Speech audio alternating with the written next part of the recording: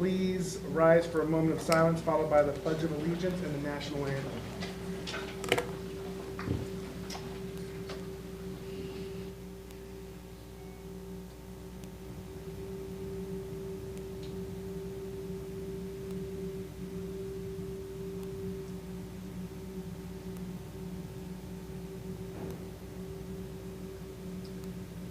Please join me in the Pledge of Allegiance.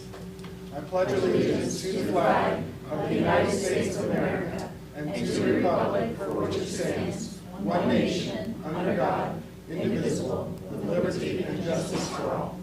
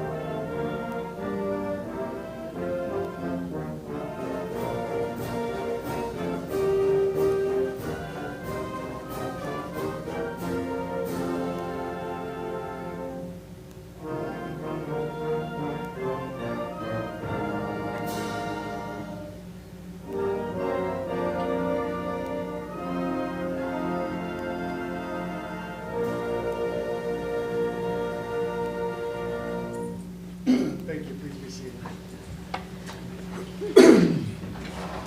Okay, we will now do roll call. Right. Lauren Ramirez, present. Janie, Ruddy, present. Will Furry, present. LaShakia Moore. And just to note that Chair Chong is not here for today for the workshop, but she will be joining us tonight for our 6 o'clock business meeting. Okay?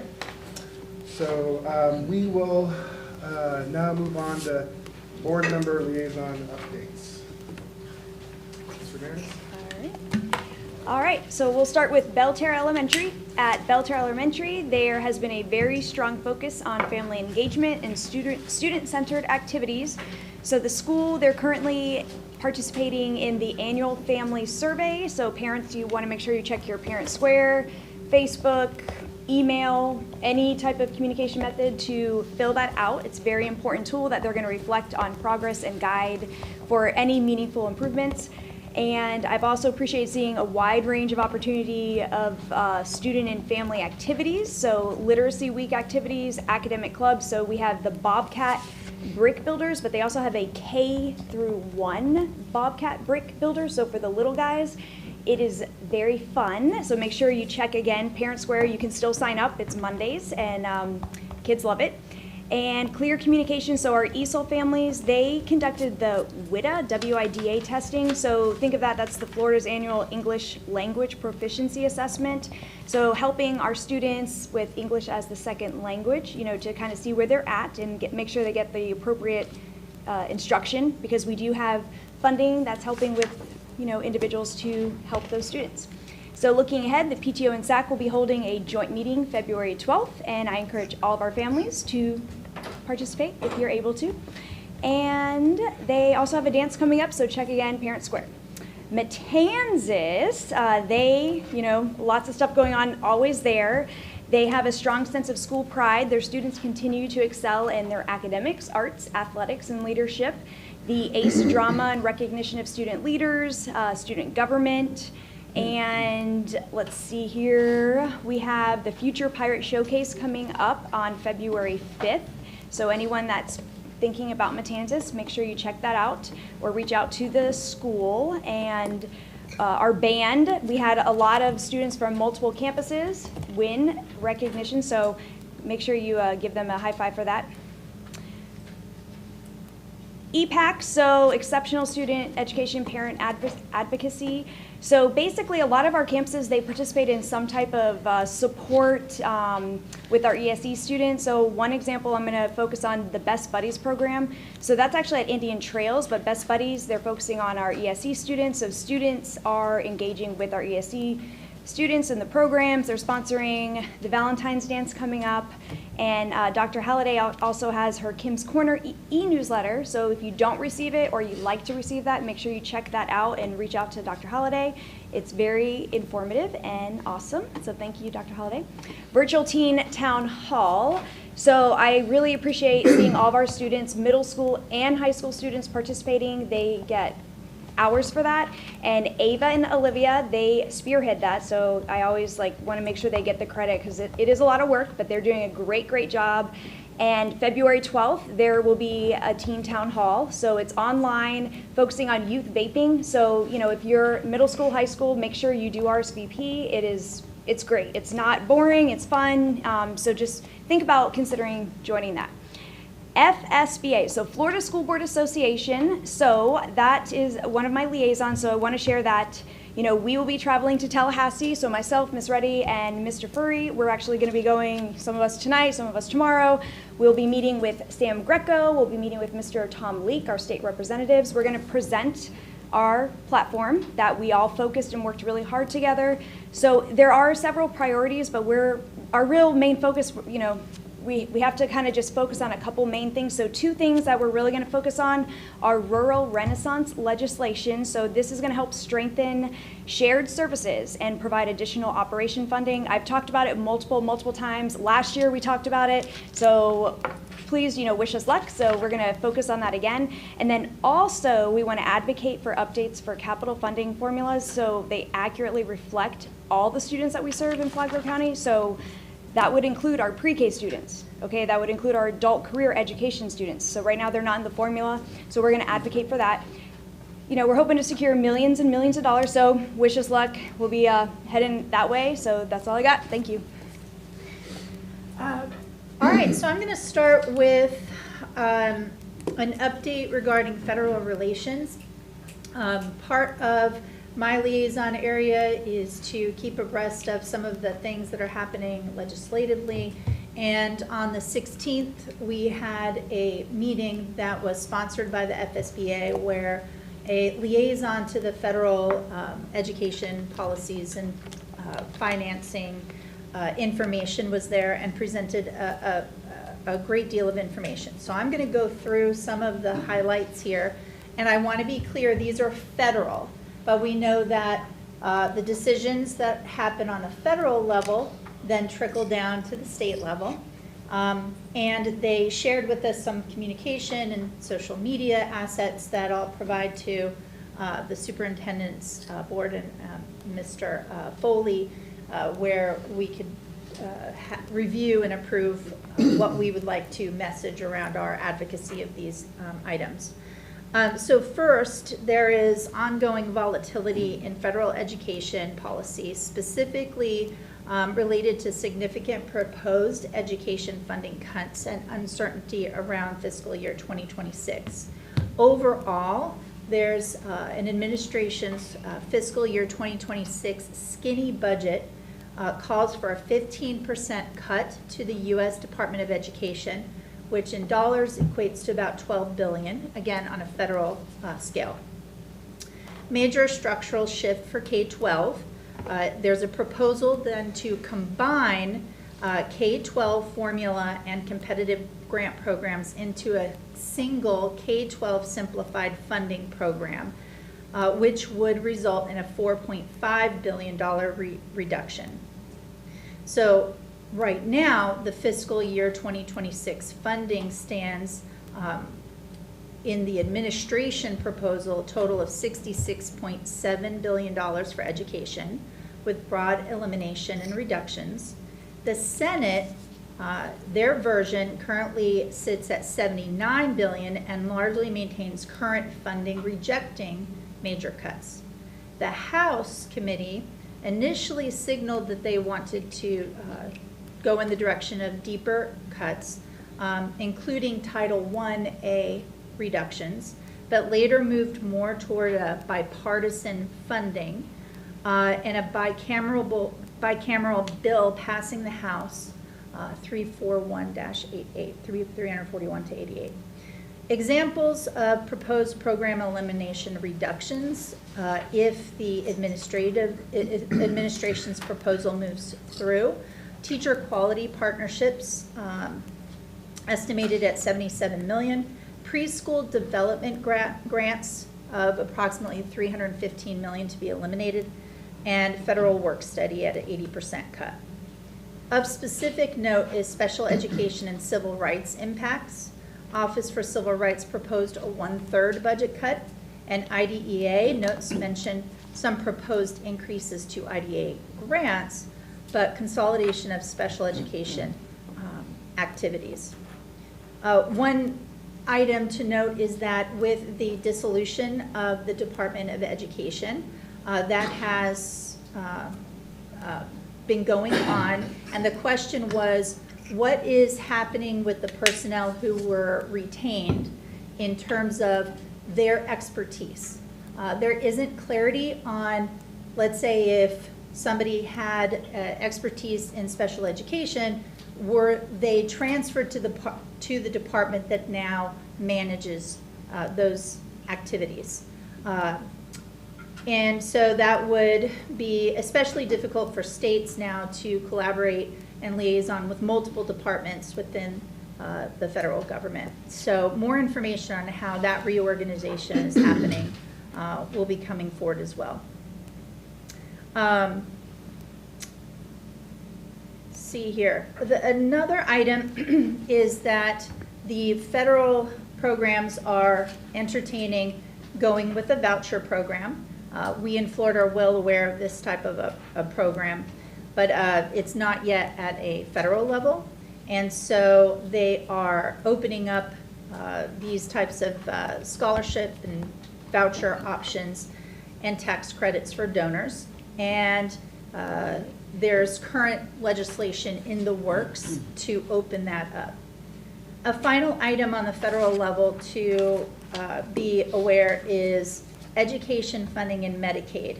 So what is surprising is that we actually receive a good amount of funding from Medicaid, specifically in Florida after the Parkland shooting.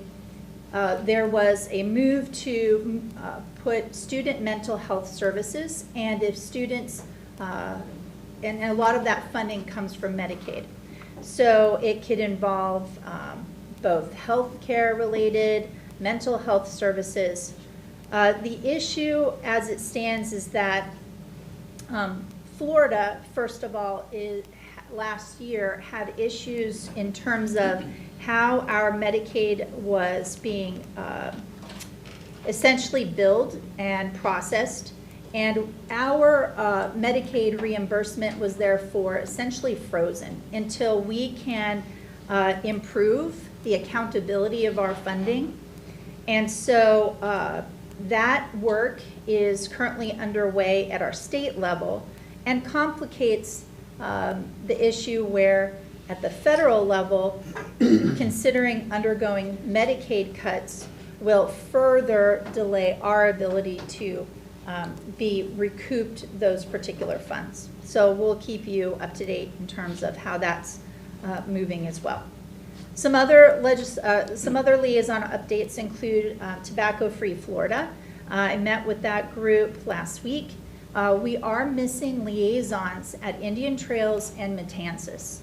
We have liaisons who run those smoking cessation or tobacco-free campus programs at other schools, but not at Indian Trails and Matanzas.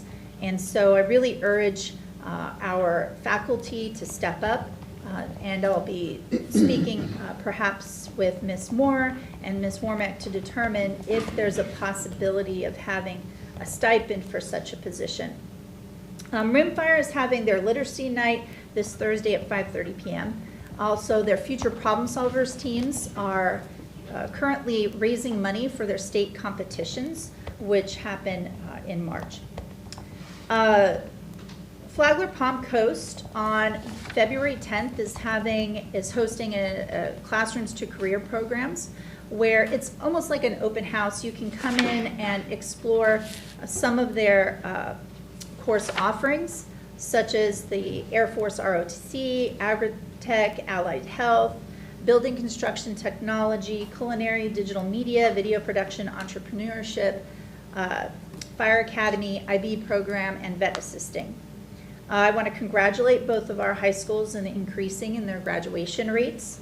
FPC also recently held some rewards for those who made AB Honor Roll. And parents, keep an eye out through messaging from Parent Square or a letter that should have been mailed to you if your child achieved a certain academic level in terms of their grades and PSAT scores. They were provided an invitation to consider international baccalaureate studies. Buddy Taylor Middle School, they are also having a career fair this Friday. And they are undergoing some classroom makeovers. Last week, Ms. Phillips, Ms. Martz, and Ms. Fish were surprised by flexible seating, new organization, materials, so that you have like really a 360 teaching space in their rooms, and that was really wonderful. I was pleased to also participate in the Martin Luther King Parade, I think 2 weekends ago, and that was a wonderful event in the community. It was great to see a lot of people come out for that. Flagler County's All-State Band students are Emily Reed, Joshua Palacios, Oliver Esquivel Novak, so we congratulate them, and George Beidenbach. I also want to call out on the 31st, we're actually hosting the All-State Band Concert at 11:30 a.m. at the Matanzas High School Pirate Theater. And Bernie Hendricks, the president-elect of the Florida Music Association, and Amy Waxsmith of Orange County are guest conductors. That's all I have on my list. I apologize for it being lengthy, but the federal piece was quite substantive and doesn't occur often. Thank you. Thank you for all that great information. So I'll start off with Indian Trails.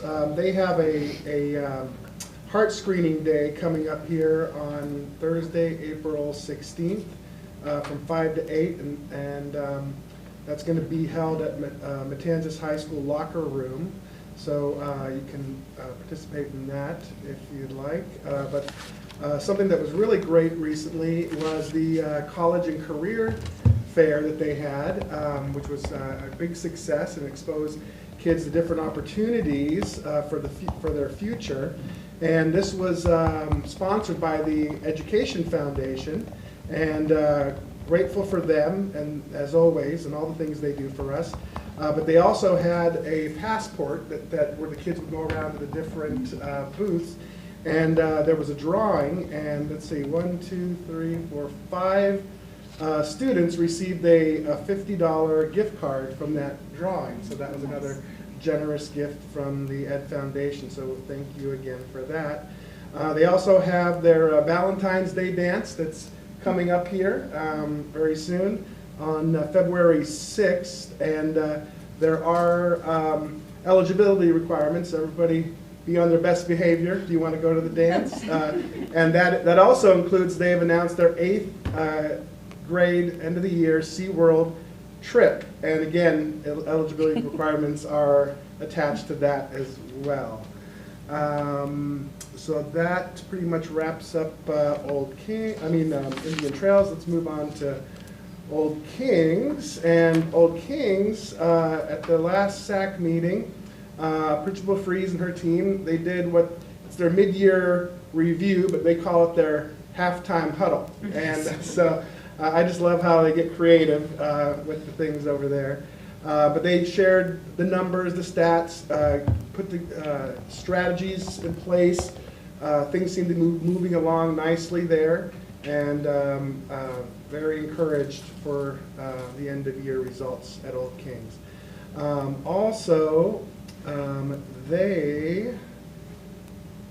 are doing, the PTO is doing an Invest in Your Child fundraiser, and a little different than what we do sometimes, selling candy or, you know, other car washes or whatever it is that is used to raise money.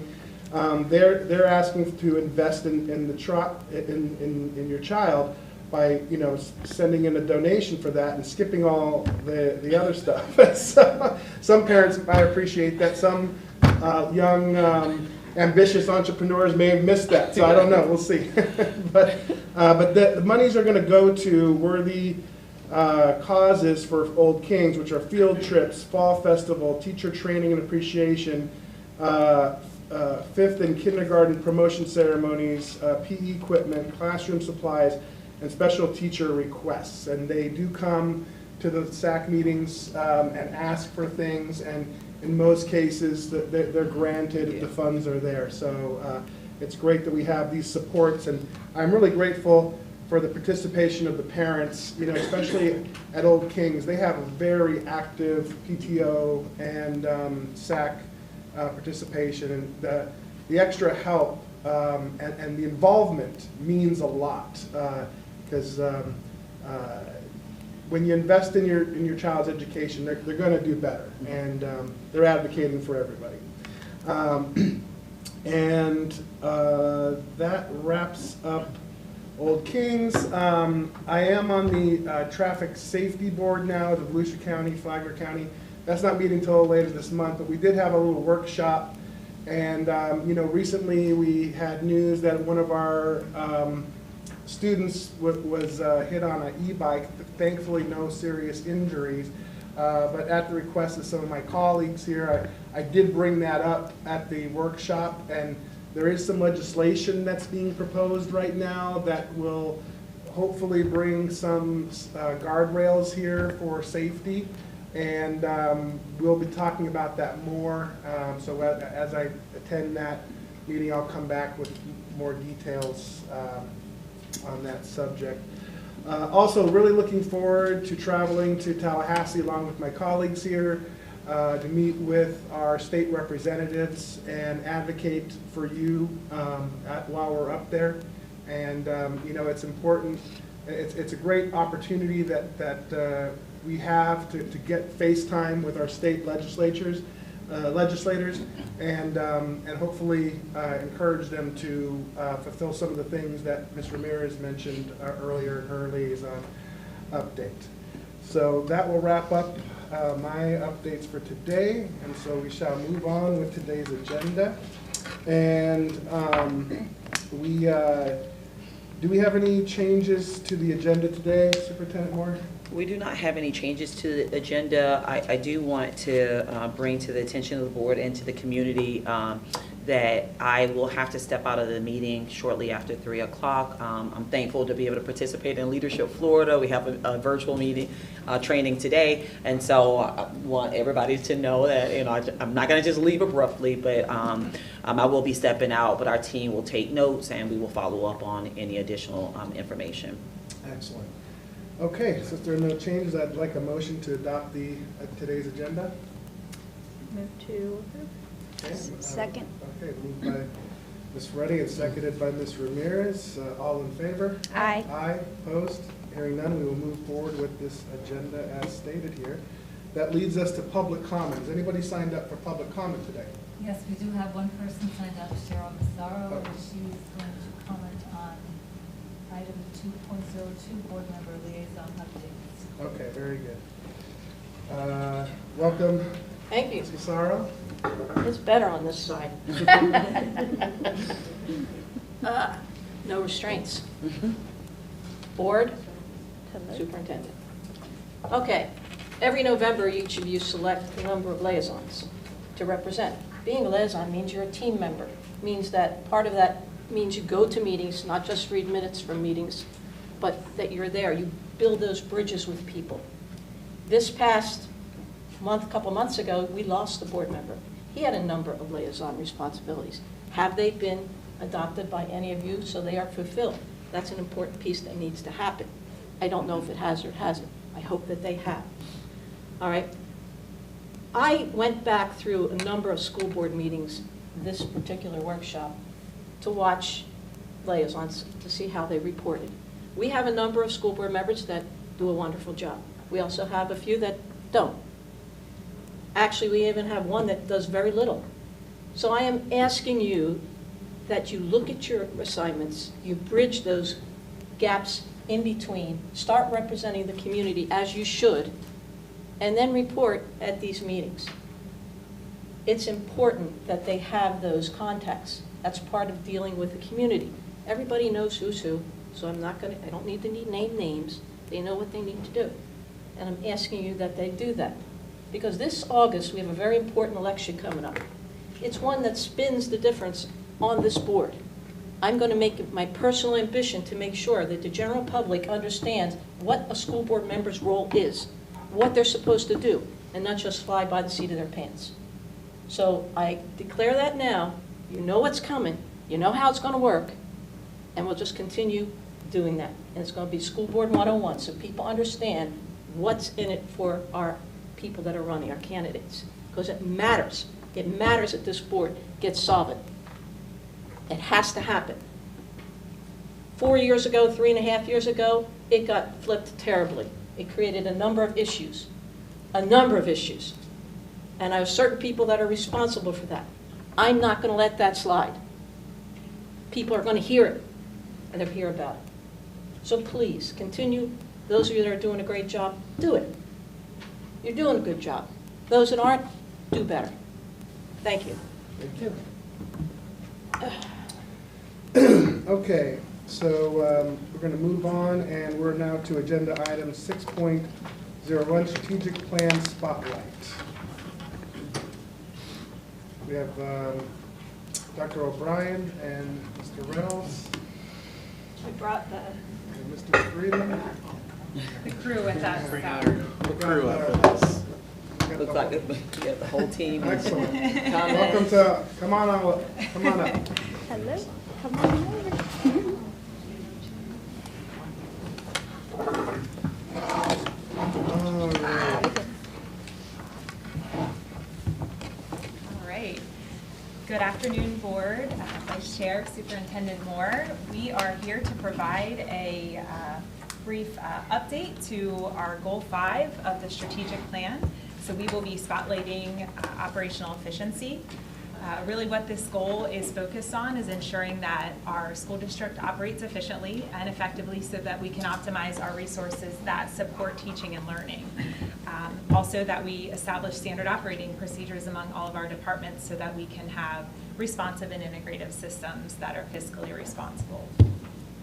Why do we have this goal in place? It's aligned with our guiding principles of teamwork, excellence, quality, and consistency, and trust and respect for all. And we just really want to bring that strategic focus to improving our operational efficiency so that we can meet our fiscal, safety, and environmental goals as a district. This goal includes 5 different metrics that we are looking at. The first one with plant and custodial services is to decrease the average number of days from the start of a work order to when the ticket is closed. In 2023-24, we were at 14 days. Our goal by the end of this year is to get to 10 days, and currently so far this year we are hitting that 10-day mark. For food and nutritional services, we would like to increase our meals produced and served per labor hour, which is MPLH, by 1 per year. In 23-24 we were at 19. Our goal in the plan is to get to 21, and we are currently at 18.94. For transportation, we would like to increase our on-time arrivals. In 23-24, we were at 90%. Our goal in the plan is to get to 92% by the end of this year, and we are currently at 94%. For finance, it is about ensuring the continuity of operations by maintaining the general fund balance between 5 and 8% per board recommendation. We are currently at 7.8%.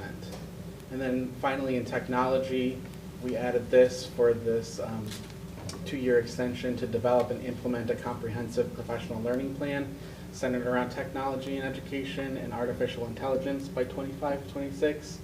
And although there's not a measurement for this, they have developed and are continuing to implement that each and every day. So we're going to go through some of the operations departments, and they're going to talk about where these numbers came from and some of their strategies. So some of the ways that plant services and custodial to hit the 10 days, one is that we talk with our staff. We have meetings monthly with them and looking at the numbers.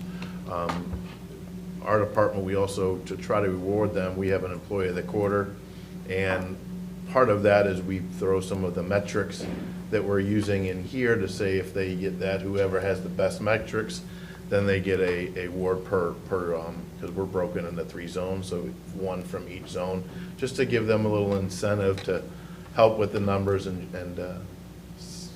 make sure they understand what we're trying to do and why we're trying to do that.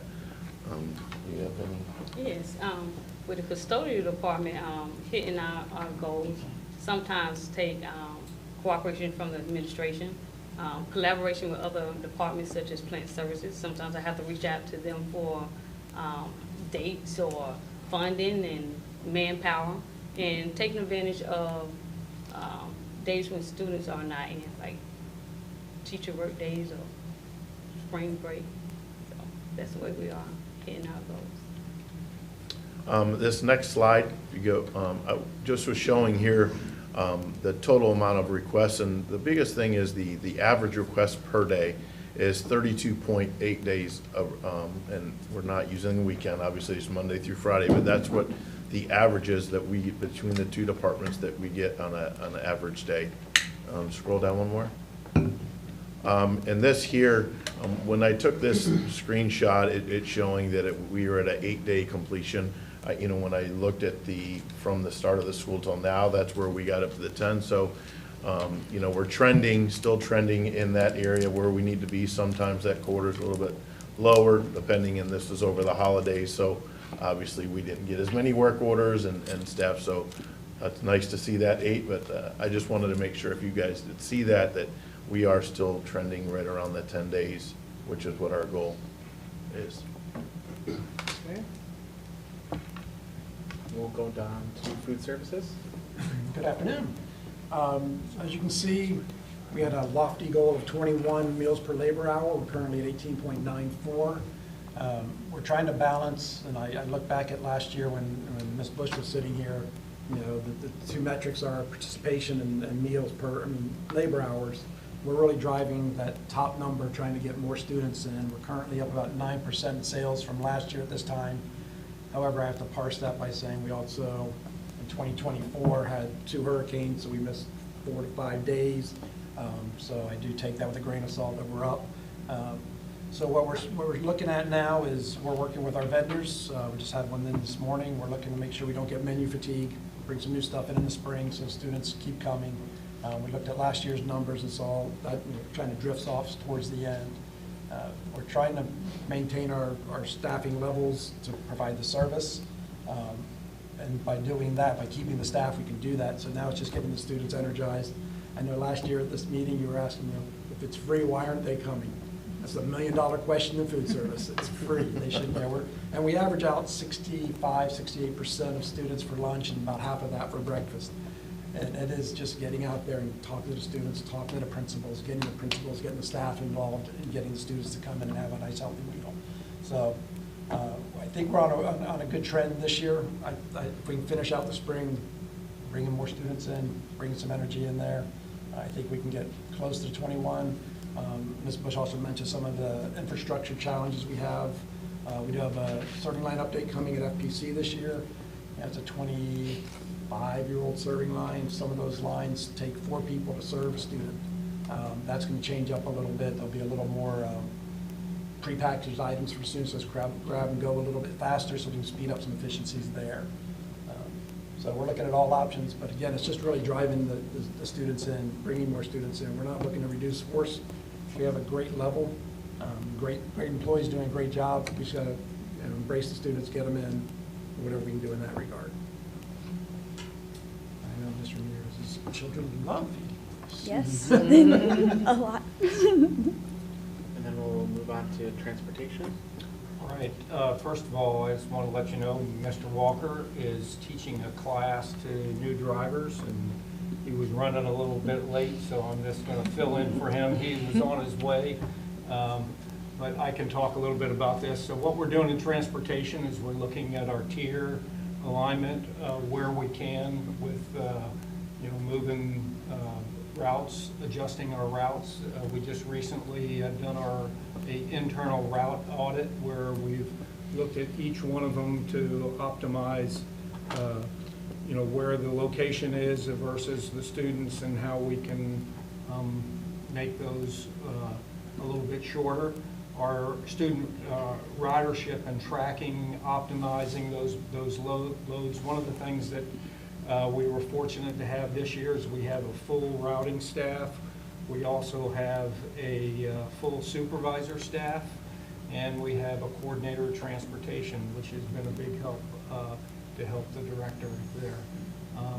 Our bus routes have reduced since last year from 75 to 69 routes, and then our on-time tracking, we looked at our travel paths to just optimize and eliminate those inefficiencies involved. And hopefully if you have the real detailed questions, Mr. Walker will be able to address those, and you have those, I can relay those to him. I have a couple of questions. Regarding food service, so it seems like you're really measuring two things. You want to increase your sales, but also the expediency in which you deliver the meals.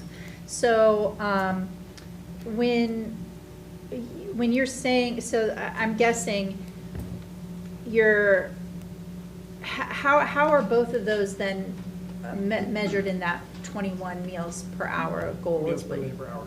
So meals per labor, we take our breakfast, and it's a 2-to-1 or 3-to-1 ratio. 3 breakfasts equals a lunch. Everything goes off a lunch reimbursement rate, basically. I see. So 3 breakfasts is a lunch, $4.90 an a la carte sales is a lunch.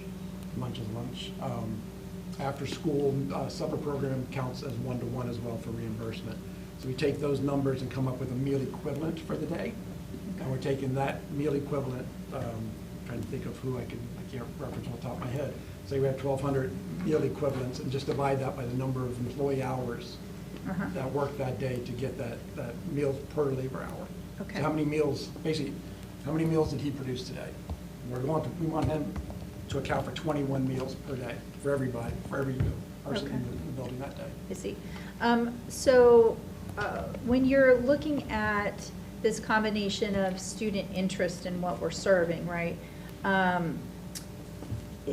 Have you taken a look, and I'm just curious in terms of the lines, I know the social time at school is a high priority for students, and lunch is typically one of the few social times they have. And having had 3 teenagers myself, I know they will skip lunch to hang out with their friends. So you were speaking before about the service stations and the expediency of that. And you're talking with students, has that been a factor moreover than the menu options? I actually met with the, the Culinary Academy at FPC this past week, last week, yes. And it was fun to talk to them about those two things. It's the same old, they'll say, and sometimes the lines are too long. I mean, those are 2 complaints we always hear. And I think those of you in the classes and the schools, they're not really that long. They seem it at first, and then they start clicking through. Right. But agreed that, I had 2 daughters, they never ate lunch because they wanted to go sit with their friends. They would just pack some snacks and just go sit in the courtyard. So we're trying to grab those folks in as well. So by the serving line that we're doing at FPC, I think it's going to be, FPC specifically, will be a double whammy for the speed with which the students can make their choice, get their milk, get their food, head out the door, and won't take as much staffing, maybe on the prepare side, but not on the service side. Yeah. No, I was shocked at the number of options. I mean, it's like a mall food court at FPC. It's a lot. My daughter loves the taco bar, so we appreciate that. It's a lot. Transportation, and I know I know that you're pitch hitting here a little bit, but earlier in There's you the... now. Oh, you snuck in, okay. Just in time. Did you want to second guess that? No. You know how beginning of the year, when we met to try to increase the communication and visibility about delayed routes and things of that nature, we had discussed perhaps the need to take a look at the software. Has any progress been made on that in terms of vetting that potentially that software switch? There hasn't been. We still utilize the easy routing, real-time notification, communication. What we did was went in and preset templates for any events or occurrences that we may have so that we can communicate that as quickly and promptly to the families as possible. For instance, if we know that a driver is going to be out tomorrow, this evening, we will send notification to the parents letting them know that your regular bus driver will not be present, but we are making accommodations to transport the students. Okay. Are you still interested or feeling that we do need to look at another software, or do you feel the strategies you've put in place is making the system work as is? We'll see how the strategies work this year. We can always revisit that, but we'll see how it's working this year. We have been getting less calls as it pertains to route coverage, only when there's delays. And those are like last minute delays, if we have a breakdown or something like that. Mm-hmm. And are those included in this on-time arrival? Like if a bus breaks down, that's kind of, is that included in against your metrics, or do you eliminate that because it's all right? Yeah, okay, so great job on the increase. That's wonderful. One day we're gonna get to 100. Maybe one day. And my apologies for my delay. No, not at all. She explained, we I was in the midst of a understand. training class, so training some drivers. Yeah, no, that's great. And I will say that we have also received the feedback from families that they are receiving notification when there is going to be a delay, when it is a different driver. And so that is something that that is actively happening each day.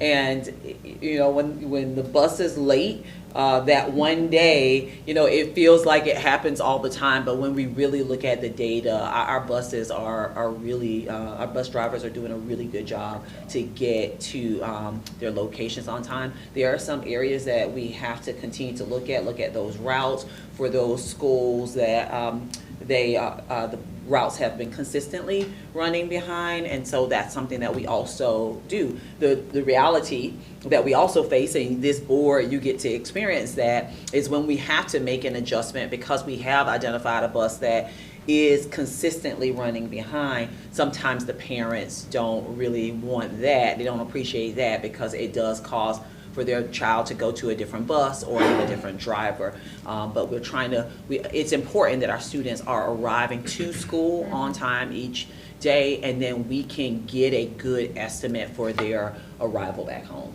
Right, yeah. Thank you so much. Done? Or do you have any more? So I'll start with transportation. So I do appreciate that the data's there, and I think, so parents that are watching or ones that like look up the slides, but I think that would be something great to post in communication. So Mr. Foley, like, because as a parent, right, when one bad thing happens, you know, they're late, it's you focus on the negative, but seeing the data, it shows that we're doing pretty good. So I do like that we have that strategic plan with the data, so thank you. And I know parents that do have issues continue to email, because when something happens, that's what this team is here to do. And someone on the board will try to connect you with the right person, and everything's been getting fixed, and if not, they'll fix it. So thank you for that. I'll then go with the food services, so thank you for the presentation. I did have a couple questions. Do you have you considered, or maybe it's being done with surveying? We do a lot of surveying of parents and, you know, yourself with your committees, but what about the students? So has that ever been done? If not, I really strongly feel, especially with 4 children that do eat a lot of food, one specifically, he wants more meals, like, and anyway, but just for ideas, because, you know, you have a great goal of selling more, obviously, like getting these children to eat the food that you already have, but listening to them, like, hey, what could make it different? Who knows, and it could be something so simple, but that would be my recommendation if you. And our registered dietitian, Stephanie Thompson, does go out to students and meet with them. She especially goes out when she has something new, and they'll do a taste test of what we have now and what we're thinking about bringing in. And Okay. get their idea of what they think is better. She's out there a lot with the students and interacting, especially on the elementary level. Okay. High school, as you stated, there's a lot of choices there. The elementary's not quite as many, so yeah, we're out there a lot doing that. Because this year specifically, I've heard a lot more positive feedback of the different types of food, so I think just keeping that up Yep. will help you reach that goal. And So keeping with the trends. Yeah. It really is. yeah, so thank you for that. And with the line situation, just brainstorming too, even talking to students, probably high school students would be great, but even elementary or middle, rolling carts or however you can within your limits, just trying to make things speed up to help with your data stuff, and then kids getting in and out so they can socialize and kind of relax when they're eating. So looking into that. And for plant services, I mentioned it, thank you for the reward system that you're doing. I think that's great in your area, if anyone hasn't been in there, or I know parents probably aren't going in there much, but plant services, you would think, would be just a little building with nothing, but his team decorates it. There's spirit going on in there, and so for seeing that in the slides, I know that you trust in your team and they're excited to be there and work hard, so thank you, that's pretty neat. And I know that the cabinet meets to discuss these goals, so with the goals, like the metrics, how often is that? Just so, community knows, because is that monthly, weekly, quarterly, bi-weekly for these specific goals? Yeah, so it really depends on what the goal is. I would say that we spend a significant amount of time, there are more opportunities throughout the year to discuss our academic and resiliency goals, as they're continuous progress monitoring. Some of them are not necessarily monitored at cabinet continuously more than quarterly, but it would depend on when the metric falls. And I can tell you that our next operations meeting, Scott's coming and is going to be our guest speaker and talk about what we're doing for this next year. So we're already looking for how we're going to apply. Yeah, I would say at least once a quarter for sure for all of them, but there are definitely more frequent opportunities for us to discuss the goal 1 and goal 2 as it is academic services. And I would say, and I know I say this a lot, but going to all these trainings, other districts, they do not do what we do with these strategic goals. Some of them don't have them. Like they really don't have them. So hearing this and like working on it, I think it's pretty neat. So for the community to know, like Flagler County is really working on that. So yeah, I think that's all that I had. So thank you. And if I can give a little pitch here, as we go into the next iteration of our strategic plan, I really challenge you as a board to begin thinking about what areas are very important to you for us to focus on. We will come with a recommendation of some areas that we've identified, but it really is an opportunity for us to collaborate as a board and as a district on the goals. So if there's something you're extremely passionate about, be thinking about that, writing it down. You can always send it to Dr. O'Brien and Mr. Reynolds so that they'll know. I will tell you one of the areas that we want to focus on next strategic plan when we look at operational efficiency is not just looking at the operation department, like the departments that are on the operation side, but what does operational efficiency look like when it comes to customer service and bringing in some more qualitative things that we did not focus on in the last strategic plan, because as education has changed over the last 5 years, that piece is super important right now. And so we want to bring some of that in. So we do recommend that you begin to think about it. Can we give them a timeline as to when you anticipate coming back? I will say that we're getting a good draft on our side throughout the month of March. And then we are going to be reaching out to the community for their input as well throughout April. And then between April and May, coming to you guys with some drafts and revisions based on community feedback and staff input. All right, Okay. excellent. All right. Thank you very much, everybody. Thank Appreciate the update. Okay, so now we're going to move on to 6.02, instructional adoption timeline for world languages, physical education, health, arts, and CTE. Yes, good afternoon, board. Mr. Reynolds? Ms. Moore. Mr. Reeves is in Tallahassee, so I'm sitting in for him. Just to present to you guys and the community our timeline for the adoption for CTE, world languages, art, music, health, and PE. The most important dates on here, the public review period will begin on February 25th, and we will have materials for review in our teaching and learning office, as well as on the website for online review and public comment. The public review period ends on March 17th. There are several opportunities at board meetings and workshops for public comments as well. That will happen on March 24th, May 12th, and May 26th. On May 12th, we will bring our recommendations of materials to the board, and then we anticipate an approval on May 26th with a couple of caveats. The state right now is working on 2 different adoptions at the same time. One is all of these content areas, and the other one is math. And the reason why they're doing 2 at the same time is math is the first adoption that they are required by statute to finish before we start our adoption process. Typically they run side by side, and then we have to wait for the final list before we purchase.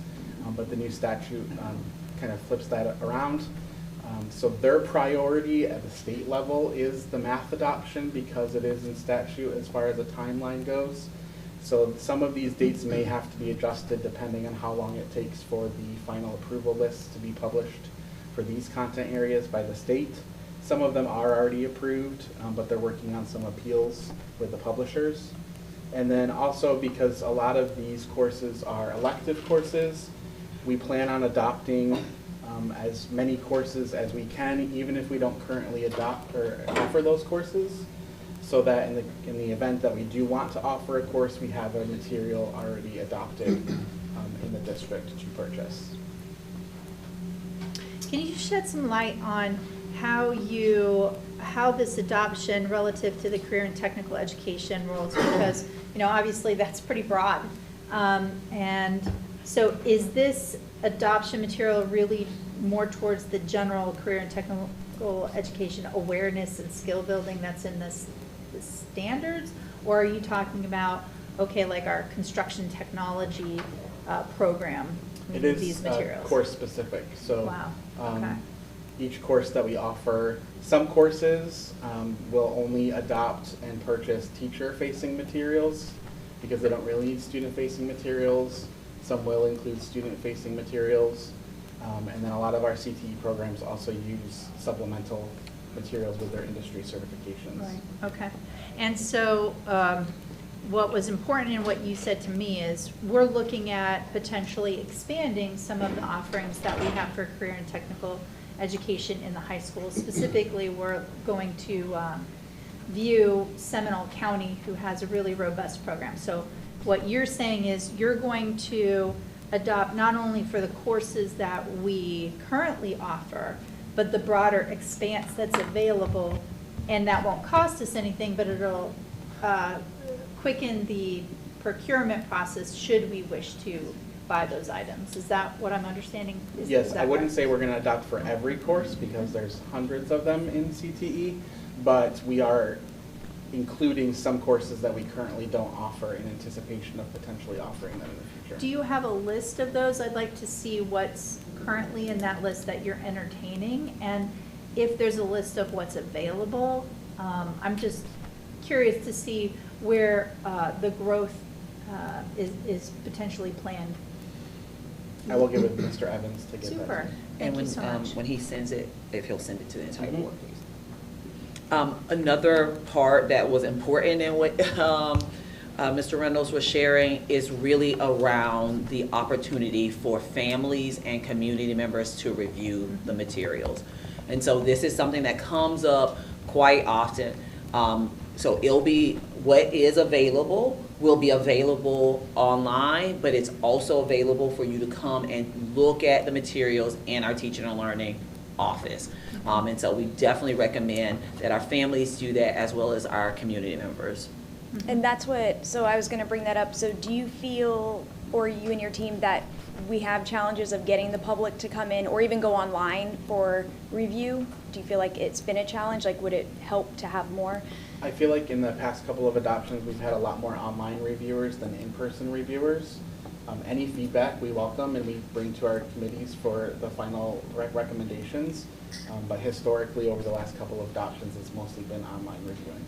And there are certain subject areas that we get more reviewers than others, right? And so you may have one or two people that are passionate about CTE. Mm-hmm. However, there may be more people that are, passionate about when we go into math or we go into ELA, social studies.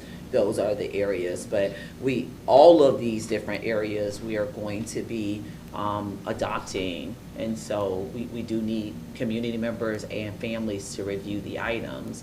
So I was asking, like, if we're having any challenges. I mean, obviously the more input the better, just for the better outcome, but maybe we could consider collaborating with either student organizations or our community partners to, like an event. So, our culinary program, come and check out, have a biscuit, have an event here, right, where we have our students already here. We can market to our business partners, community partners, also perhaps inviting our partners that are in that subject matter expert field. So, because we have so many people that are on our side, businesses, so that may help, and then get their input because they're community members, and just maybe kind of putting two things in one, so they're coming for multiple things and then checking out material if you feel that you need more. I think the biggest thing is that it does take time, like for you to be able to go through it. I think that's another reason why we have more people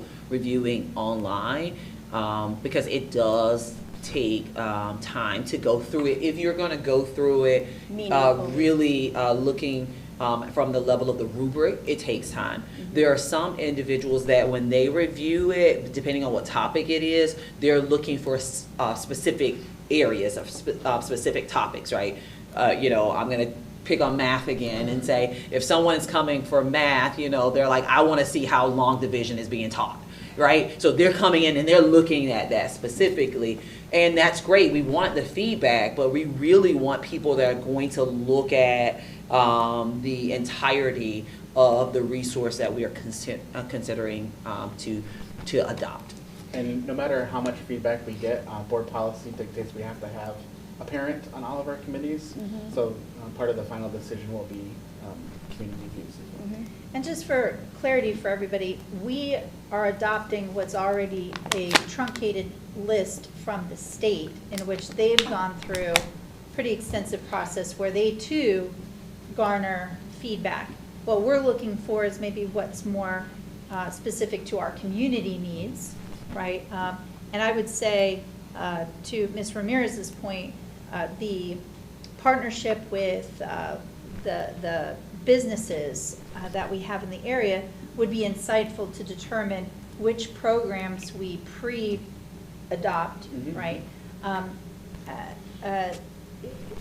But yes, it takes several hours to go through this material, so I think maybe raising awareness at those events in terms of how to get access to provide online reviews or whatever would be a great help. The time, it's going to take several hours per subject area. So I don't know that doing it during the event, but definitely a promotion from the event aspect would be helpful. Is there something we can provide schools that they can, during the next several weeks where they're having these events, right? We have a rich schedule already, right? That can be provided. yes, I will get something that includes the public review dates. Great, thanks. Thank you. Thanks. Okay, we'll move on to 6.03, Code of Student Conduct. We have Mr. Glasgow and Mr. Finelli joining us. Good afternoon, gentlemen. Hey, good afternoon. Good afternoon. Vice Chair Furry, school board members, superintendent. We're here a little bit earlier this year, so we try and be very intentional in how we do the work we do and plan for the future. So this year we've decided to start a little earlier with the goal of wrapping up in April instead of carrying this out into the summer months. So at this time I'm going to turn it over to Mr. Glasgow, who's going to share the timeline of receiving feedback and moving through our processes. Good afternoon, board. Good afternoon, Superintendent Moore. On the first slide, if you could go to the next portion, just want to have transparency with the community and to our board of the reasons why we review our student code of conduct annually. It's to be in compliance with state statute that we annually review our student code of conduct and making sure that it reflects our latest state and federal regulations, safeguarding student rights and maintaining legal integrity. The second part is enhances clarity and fairness. So just updating our policies and procedures within to make sure that our practice meets our policy that we have going on. And then the last piece is the emerging issues within our school. Our students change faster than what we can kind of keep up with in the legislation. So it's a good thing that annual code of conduct revision is there so that way we can help support our families proactively throughout the process and throughout the school year. I do collect information throughout the year, either through conversations that I have with parents about their specific concerns regarding code of conduct, and also from our staff. Maybe there's some changes that need to be done or editing. So I do collect those throughout the year, but now we're starting to move into the time frame of opening up for gathering feedback from all stakeholders. If you could go to the next slide, please. So the timeline in the next slide will also identify particular dates that we're going to be looking for. But as Mr. Finelli stated, that we look to open up the survey to all of our stakeholders starting on January 27th. That'll be shared out on all of our social media platforms.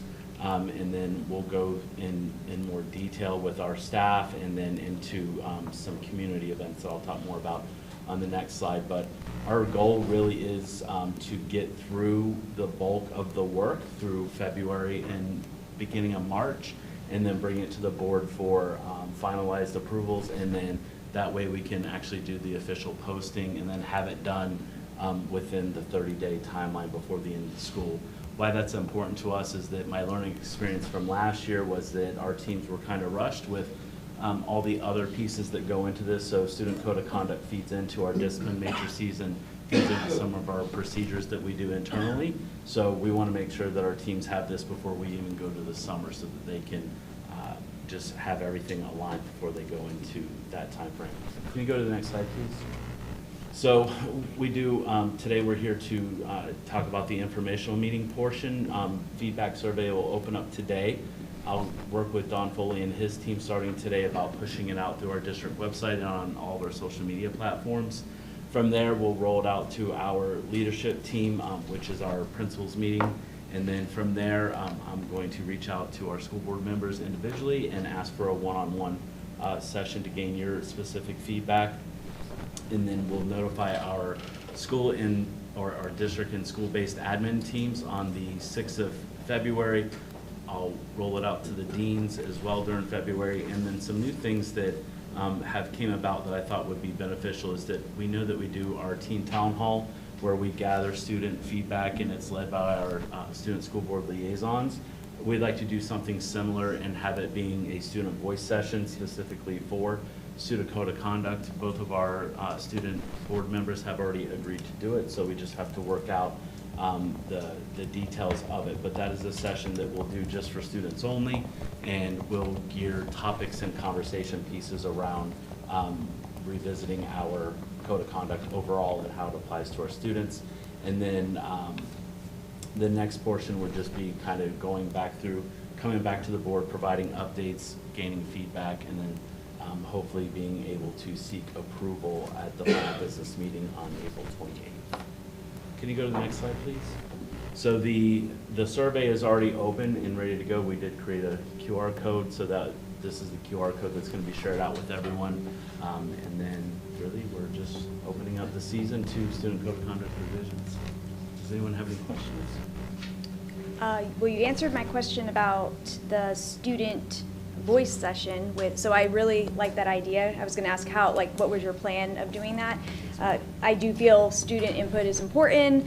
I love the QR code. I did scan it, and I just from if I were a parent or a student taking it, I was thinking, you have the different choices, maybe this is just me just putting a note, you will have the opportunity to choose more than one, because, at first you can only pick one, and then they may be like, oh, I want more, but you can, but you don't know until the end. Sure. So that was just me. But I like the topics. I think from the emails that we received from parents and students, you covered every single one. And I was gonna ask the board, and then, it states secondary and then, or both, or do you feel maybe we need to put elementary, middle, and high school instead of the term secondary? Or I don't know, I didn't know if having all three, if there were parents that weren't sure, or defining what secondary meant. Just someone that didn't know, that was just a little note, but you can see what you think. And I like the QR code. I think it would be great, potentially, schools could even have fun with this. Today's student survey day, anyone, you have a complaint, or, oh, you like something, scan this code, or teachers wearing it on their shirts, or, having a day where, just promoting it more to get those numbers up, because, we get the complaints, but we also get the positive things, so just making it fun, like we do with, it's the 100th day of school or something. But I like it, so thank you for being proactive. Absolutely. We took the feedback from board member Ruddy from last year, talking about school voice or student voice and how we can do a better job of just capturing it overall. So that's where the teen town hall / student voice section came from. And then as far as for the survey itself, it has been revamped, and it's secondary and elementary because those are the two student code of conducts that we have. Some school districts have 3, so they'll have elementary, middle, and high school. Some just have an overarching one with individual schools having their own. So. And I know we have that, but I didn't know if maybe defining it for a parent that might not, but. Yeah, we can definitely do that. I was just thinking. And if we can update this presentation on Board Doc and have the QR code and just include the link too that they can click on, just for those individuals who do not know how to get a QR code, use a QR code on the device that they're currently using. Yeah, that's we can good. just have the I find that, QR codes are great, like Superintendent Moore said, for those ideas. But I find sometimes they put them on social media, but then you have to have a camera to Well, you scan hit it with your finger. Well, that's what I'm saying. You need to have but not always do they link. Yeah, if they don't know how to do that. Yeah, then so giving them direction. Like I see a QR code, I don't do, but sometimes I look at it and I click. There's no link, and I can't scan it because my camera's here. So just having a clickable link for sure. So Yeah, and I think that, and I think it's great that you guys are getting ahead of the curve here. So thanks for bringing this to us early. Yeah. Last year, I thought you guys did a really great job at digging into a very deep and thorough overhaul. A couple of items that I would just like to hear your perspective on, and if it sits in this portion, or if it's later really about the enforcement of the student code of conduct. First, we've got some students who have some executive functioning challenges and or emotional management challenges, and maybe they're early in the stage before they're actually identified or in the tier process. And so I think we have this fine line where there's a lot of empathy to say, look, we're working our best with the student, and so a lot of the behavior does not go as reported, but yet our staff can be challenged with facing some very difficult interactions physically. And so I wanted to know how you all are maybe grappling with and taking that into consideration, because I'm sure you've heard it, as well as the input into the student code of conduct, how we manage those types of infractions, as well as training our staff on really enforcing that the conduct pieces, even if the child is going through a tier process towards eligibility of some sort. Sure. So I think first and foremost, our staff safety and student safety is paramount overall. As Superintendent Moore says, we have two focuses. One is to educate students. The second one is to make sure that everyone's safe. Last year, I think that we did a phenomenal job. The team gave a lot of feedback regarding just kind of strengthening some of the language that we currently had. We reviewed our behavior tracking purposes. It's about, connecting with our community, reaching out to the parents proactively, not waiting till it's a possible violation of student code of conduct.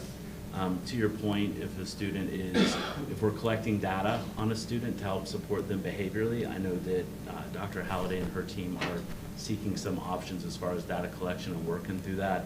We've worked with Ms. Louise Foster-Dett as far as for assessor coding and how that we don't have to issue high-level discipline to a student with an individual education plan or a 504 plan. So that has been transmitted and communicated out. And then just the feedback overall from last year, we really have been working collaboratively with our schools as far as making sure that we're following up on reporting, making sure that all of our procedures align with each other, and making sure that we're all following the same procedure at each instance of it, no matter what school you're at. And if I can just kind of add, kind of in the plainest of language, it doesn't matter what program or not a student is in. If a student has violated the student code of conduct and they have a behavior that is a behavior that will fall under discipline, we still should be putting in a referral. Now, what we don't always have to do is provide that same level of consequence. However, we should not be saying because a student is going through this identification process or whatever the language is, I'm not going to assume to try to make up all the different pieces that they can't have a referral. That is not true. If a student can be a student with a disability or they are a non-disabled student, if they have an infraction that is a violation of our student code of conduct, they will receive a referral and potentially a consequence as well. Perfect. The last item was last year when you had presented some information along with the student code of conduct and how essentially it's being enforced. There was a little bit of a discrepancy in some of the feeder schools relative to the different categories. Like I think bullying, and I noticed cyberbullying is one that you're attacking with this latest update. And there was some discussion in investigating and really training that the staff on the reporting of bullying and making sure that it's consistent between the two. If you could, if you're not prepared to speak on that, I know that's a little bit off the cuff right now. We can put that at a future date, but I'm really interested in getting an update and to see how you've really brought forth some consistency there. So I think our team, we can definitely come back before the board and make a formal presentation, but what I can speak to now is that we addressed it directly in August before students returned. We addressed it again at the quarterly in October. We did it again in January, and this is specifically with our deans and behavior interventionists. Even in that, we worked on our yearly implementation plan through University of South Florida PBIS initiative and talked about gaining the data from that and targeting, having conversations with schools as far as what behaviors are they seeing, like kind of doing the ABCs of ABA therapy, but just talking about like what's the antecedent, what's the behavior, and then how can we change that outcome, and really having proactive conversations about it. Our dean's team went through our matrices and reviewed the not consequences, but what other supports can we have in place besides a punitive consequence? So there was some, there's some restorative conversations that were added in there, some in lieu options were discussed. So we as a district are moving towards just making sure that, one, we're following our processes, and two, we're revamping that. And then specifically for bullying, we worked with our district technology team. Some of the complaints that were coming in, or I wouldn't say complaints, but notifications of possible alleged bullying was coming in through the district website. I didn't know this, but there's 2 different versions of the form that's on there, and Mr. Dominic was able to get us into incident numbers that generate with that, so we could help track the outcomes of those as they're tied to our in-school procedures to notate unsubstantiated or substantiated bullying. And we did directly clear up the schools where they were not coding it as unsubstantiated bullying, so it looked like their numbers were. So we did clear that up as well in the system, and we can definitely bring back an update on our the bullying reports that we've gotten, be it those that are substantiated or unsubstantiated. Yeah. Great. Yeah, I really appreciate this work. This is the foundation so that the educators can do their amazing work and creates the norms that we all agree with here when we're engaging with each other, and it's so important.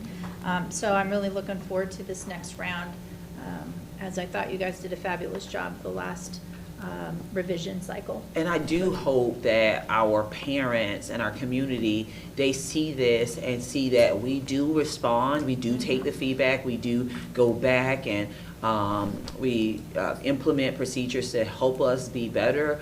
Sometimes our schools are frustrated, and we've had lots of hard conversations, you know, even with our schools around our procedures and those things related to discipline. We always want to be as transparent and upfront as possible.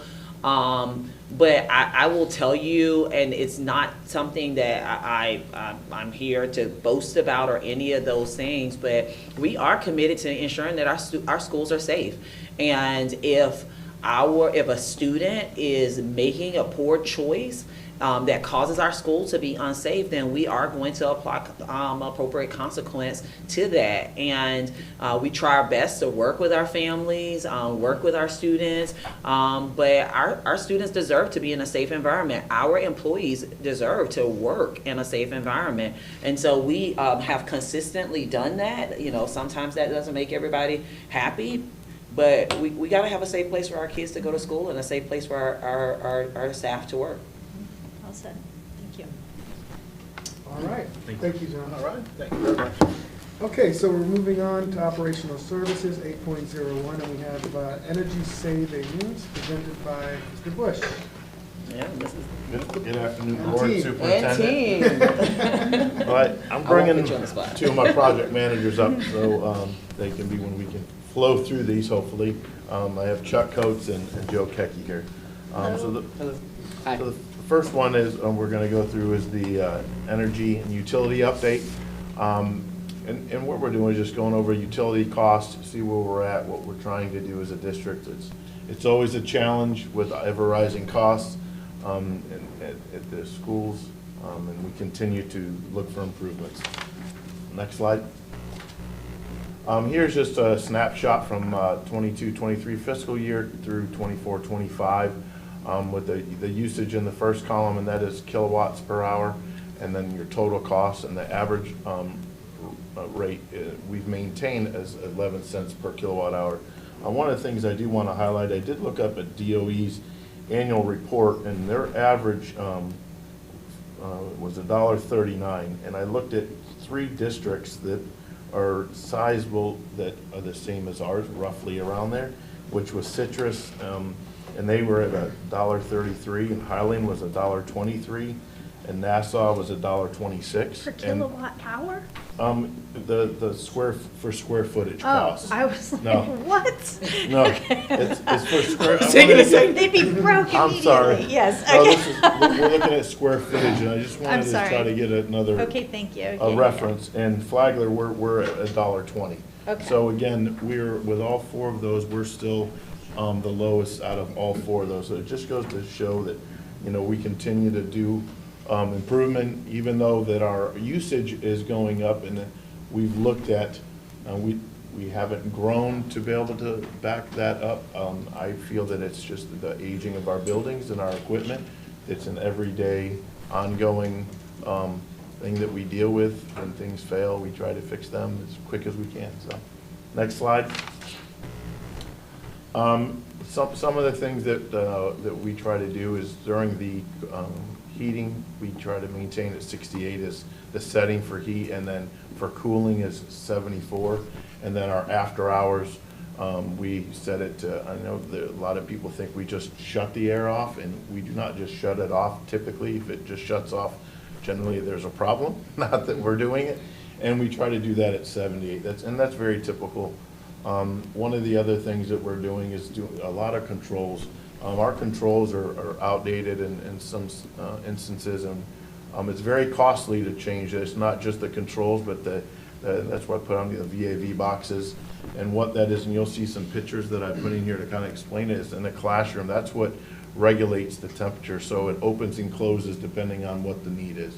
So along with the advanced controls, we're having to change out those classrooms, and we're going to be doing that at FPC, and it's roughly per classroom, bless you, it's about $10,000 per classroom to do a controls upgrade and stay consistent with the work that we're doing there with the new chiller and all of that. We want to make sure that the system is efficient as possible. So is there a thermostat in every room? Is that how it works? And then when that room gets warm, it opens the damper and lets air flow in? Correct. And then we have controls where my team's monitoring that setting, depending on the heat load. But yes, that's exactly how that works. Okay, so there's human intervention here also? It's not just all sensors? We're watching. There's sensors looking at it, and we have those set points. And if someone's saying, hey, it's very hot, one of the things you're looking at is the set point.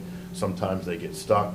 Or if they're cold, sometimes they get stuck wide open and they're just blowing in. So we still have to monitor them, maintain that when they're newer. Obviously, you have less of those problems the older they get, and then that's where your energy may rise because something may be running more than it should for the power side. Quick question on the after-hours heating.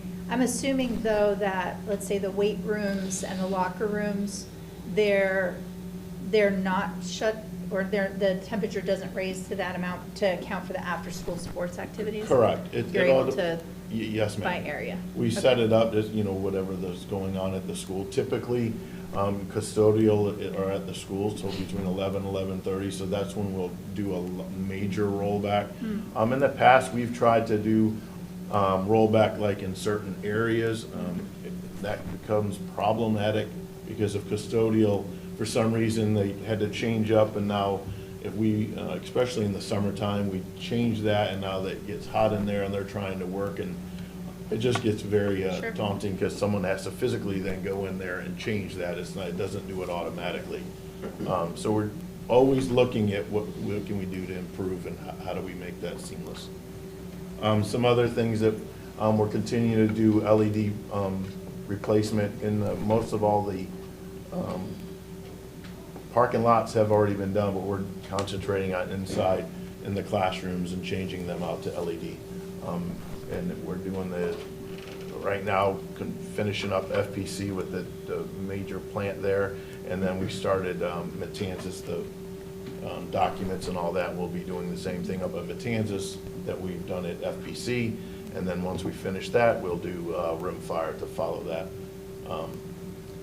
And we already have a lot of the automation, right? Like if there's no movement in the room, the lights automatically go out. So very efficient. We're not, That's screaming correct. everybody shut off the lights, right? Correct. Yes, ma'am. Yes, Yep. very good. Yeah, and when it comes to the LED lighting, are we doing these like as a focused project, or is it as they burn out and we replace it with an LED? No, we do it as a project, so we try to tackle when kids are not here, because when you're in a classroom and trying to change out the classroom, I mean, obviously, it's easier for us to do that when they're not there. So we set them up as a project. We don't go in and just change one light to an LED and have it, because then it would be very difficult, because one would be a different color and look different than the next one, and then there would be some I just issues meant with that. like in the, but are you like doing it like a classroom at a time, or are we hitting the whole, all the classrooms down the hallway? What kind of triggers the investment in switching to the LED? The time that we have. So depending on how much time we have when students are here, so if it's just a professional development day, we may tackle 1 or 2 classrooms that day. If it's a week long, then we stretch that as much, whatever we feel that we can get done. Yes, sir. In that time period. But you have a list, they have a plan of an order that we're going, Correct. you're going in. So yeah, you're just, as soon as there's an opening, Yep. you say, okay, here, this is the next one, let's hit it. Correct. Okay. Yes, sir. And then do these require whole new fixtures to be installed, or is it just the bulbs themselves from the LED side of it? Both. A lot, Indian Trails, the fixture they had, we changed a lot of just the bulbs, but you can't just change the bulbs because they have a ballast, so there's rewiring that has to do in there, so the cost of the bulbs and all that's less expensive, but it's more time consuming. Rather than taking a fixture out, you just disconnect the wire, take that out, put the new one in, hook it back up. So there's some instances that we're changing out fixtures, and there's also times that we're changing out the bulbs, so it just depends on what is currently there at the facility. Got it. It's a combination. Thank you. Yes, sir. Next slide, please. Here's just, I was just showing some pictures of the ice tanks on the left-hand side. That was what at FPC, the existing ones, and then on the right is the new chillers that are actually set at FPC. And what we did here is, and when we do an update for FPC, which we're not in this particular one, but I got redundancy where a lot of things that we have is not redundant. So if a motor and a chiller, that one big thing, those are 3 chillers. If one motor went down, it took down the entire chiller. Where now they're all independent, and they're also independent of each other. So a motor can go down in one chiller. We can still run that chiller, obviously not at 100%, but it doesn't take the whole thing down. But then we also have redundancy to where we have another chiller, and they rotate. So 2 typically at FPC, 2 will be used, 1 would not, but then they rotate.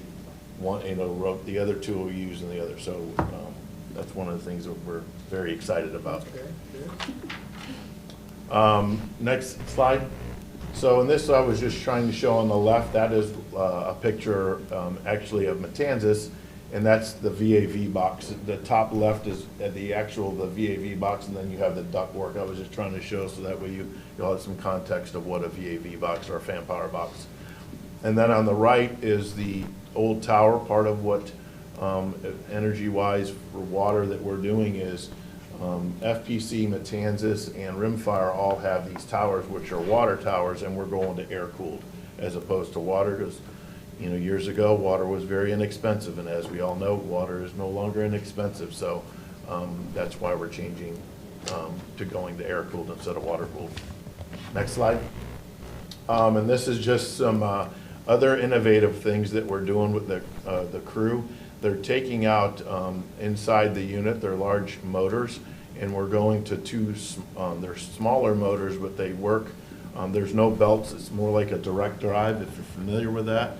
And they work a lot better. They're a lot more efficient, less maintenance to them, and that was them just, we were doing that ourselves. That's our crew that we have. Next slide. So water and the sewer, same goes here with the increase of cost. In 2024, we are paying $6.90 per 1,000 gallon, and then $6.79 for the sewer. And as of this past October, it's increased to $8.05 per 1,000, and the sewers went up to $7.92, and that's just the cost of where we're at. And It's going to go up another 20%. Yeah, they keep, be nice if they slow down, but they're not, so. And we did have this budgeted. I want to think that this is impactful that we didn't. We planned for this last year for these increases, so we should be. I am just a little concerned about the water consumption. It looks like it's gone up almost 14% since 22, 23. Yes, ma'am. But yet we have either same number or lower enrollment. And so that just doesn't seem like it's going in the right direction. Do we, with these older buildings, how are we identifying if there's leaks and, that could be unseen, or what are we doing for that? Because this seems unusual to me. Does that seem? To see it go up that much, and that's kind of, we meet monthly, my crew, we meet monthly looking at all the numbers and see where they're at, because if there is a leak, it'll show on the numbers. I don't have a specific of why that's doing that, other than the fixtures. One of the things that during our facility meetings that we're trying to get with the staff, because if a toilet's running, a lot of people don't realize that a toilet running is a huge loss of water. And we may not, even if we do monthly checks that the guys go around, it could be not running currently at that moment, but then if it does shortly after. So we're just trying to get help from the staff to say, look, if you know that it's running, please put a work order in so that we can, get to that quicker. Sure. Than letting it run. But that would have been the case back in 2022. Are we renting our facilities to any other groups that maybe have a higher water usage? Our use of facilities has, I don't want to say it's increased to cover all of that. We are using, our facilities are being rented more than they have been in the past. I don't know that it covers all of that, but some of that cost we feel is in the towers, because with the water towers in those 3 facilities, basically the water's running all the time. The water goes in there and it comes back out. It's interesting how it just A factor runs. could have been Matanzas High School, the addition. Not only the additional square foot, but during construction. When they have to fill those lines, the chill water lines, it's a lot of water.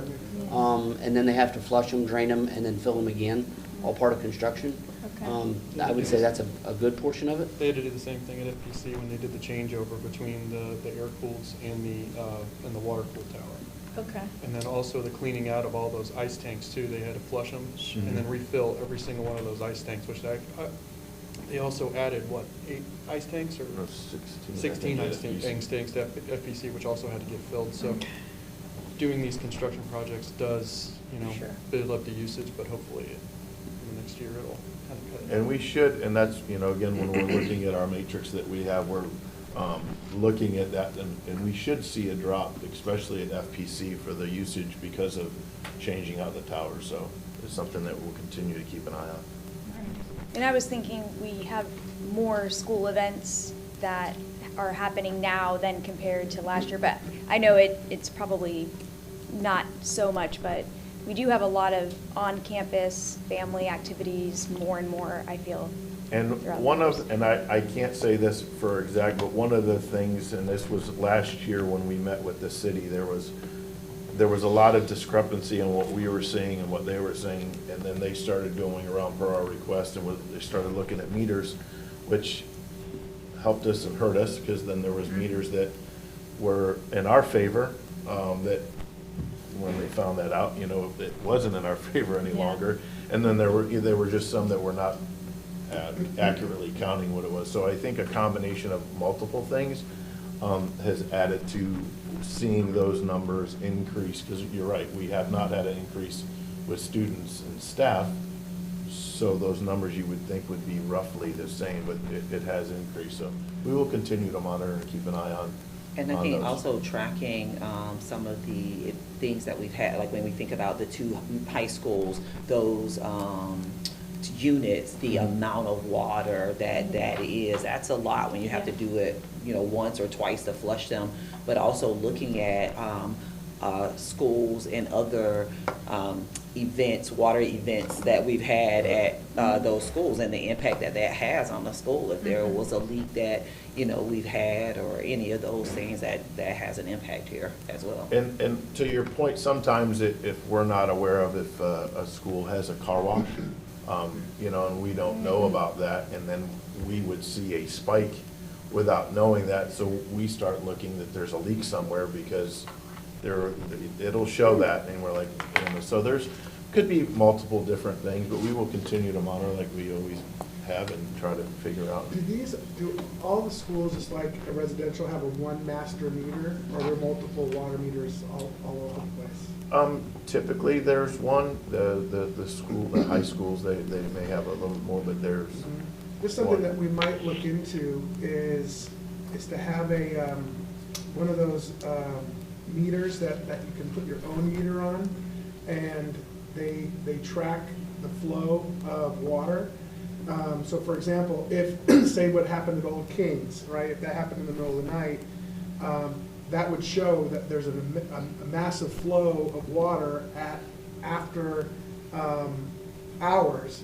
You know, you can program these to send alerts, right? And then for the main buildings, you know, for the physical schools, that might be helpful to identify problems before they get too worse. I don't know what that technology would cost to implement, but I think it might be worth looking into, because that could really help not only on the water bill, but maybe mitigate water damage on our property. Absolutely. So, because oftentimes if somebody's not there, you don't know that could you. be running all night. Yes, sir. Yeah, so if you look into that. You can go to the next slide. And this is just what we continue on the water side, to adjust the faucets when they're, you know, washing your hand. They should only run for 20 seconds. And again, we monitor our usage monthly with my staff and look at our matrix. Is there any questions on? I just have a comment. The motion sensor, so that was on my notes, so thank you for asking that. And this kind of brings me back to when we first started, when Mr. Bars was here. He had, you know, a lot of questions and like, oh, you know, how can we do this? And I remember sitting in the basketball gym, he's like, yeah, these lights. And so everything you just did, you know, it shows like you guys have all been working on it and like trying to have a plan, and I appreciate it because, you know, great presentation. Thank you. He's staying with us. I know. Yes, He'll be happy. We're here for a little bit. Yes, so now we're moving on to the Matanzas High School Edition, 8.02. Yes, and Chuck Coates was the project manager for this, so he will be taking most of this on. So Chuck. All right, thank you. You guys have seen most of these pictures. This has been to the board, I think, 6 times over the past couple years. These pictures that we're looking at now are the ones from the architect that had they came in with a professional photographer and went through the building and staged it and did these pictures. So we'll go each one, and most of these you've already seen, but I'll give you a quick update. Next slide, please. What you're looking at is the new central energy plant over in the bus loop. The aerial one on the left, you'll see on the left side is the 12 new ice tanks, then the buildings in the center, and then as Corey mentioned earlier, the air-cooled chillers are on the right-hand side. Those feed the current new addition of Building 5. They feed Building 22, which is the field house. Building 11 is currently being connected to that because we had a line over to that, and just recently had some issues there. So that's being converted, and Buildings 9 and 10 are piped and ready for the future. That's going to be pretty far down the road, but the chilled water lines are there and ready. Next slide. This is inside the chiller plant. This is what FPC will look like when it's done. They look really nice. Everything's nice and clean. You see the electrical lines service on the right-hand side, and then on the left you see the skid for the chiller. Next slide. This is the media center. You guys have all been in there. The open concept ceilings. Everything's going good through there. We're closing this out and ready to be done. Next slide. On the left-hand side is that it was designed as an art classroom. I think it's being used a little differently now. And that's the same on the right side. We have a lighting issue going on right there now with a warranty item, but we'll get that taken care of. Next slide. This is an action shot that the photographer wanted to do. It's got like that guy blurry, is supposed to be blurry, that's what they were looking for. So they staged us out there and took some pictures, but the wood shop, Mr. Douglas, is really liking his new space. Next slide, please. This is the multipurpose room, building 22. You've definitely seen these pictures before. The one on the left is from my cell phone. It's not as high-tech as the other one. But I just wanted to show that one because the one they had didn't have the Matanzas emblem up there. But since that got done, I wanted to make sure that that was part of the presentation. Next slide. This is the sandbar. Again, they staged this out pretty good and had people, those are all adults, part of the photographer team. And I think you guys have all been in there as well. Next slide. So this is the budget, and I'm just going to go over the construction budget that we had was $22,645,045. The total cost was $21,895,179, and the remaining budget was $749,866. I'm just going to go how the remaining budget, part of that was on our ODPs, which we've talked about throughout the project. There was a $2,921,000 material that we were able to ODP, which is the tax savings. So that ended up being $176,002. And I bring that up because there's a lot of work that has to go on internal in our office of going through that with the contractor, of doing that, a lot of paperwork, going back and forth and making sure that we, because what happens is the money is actually in the contractor's cost, then we have to reduce their actual PO and take that money and then create new POs to those specific vendors minus the tax.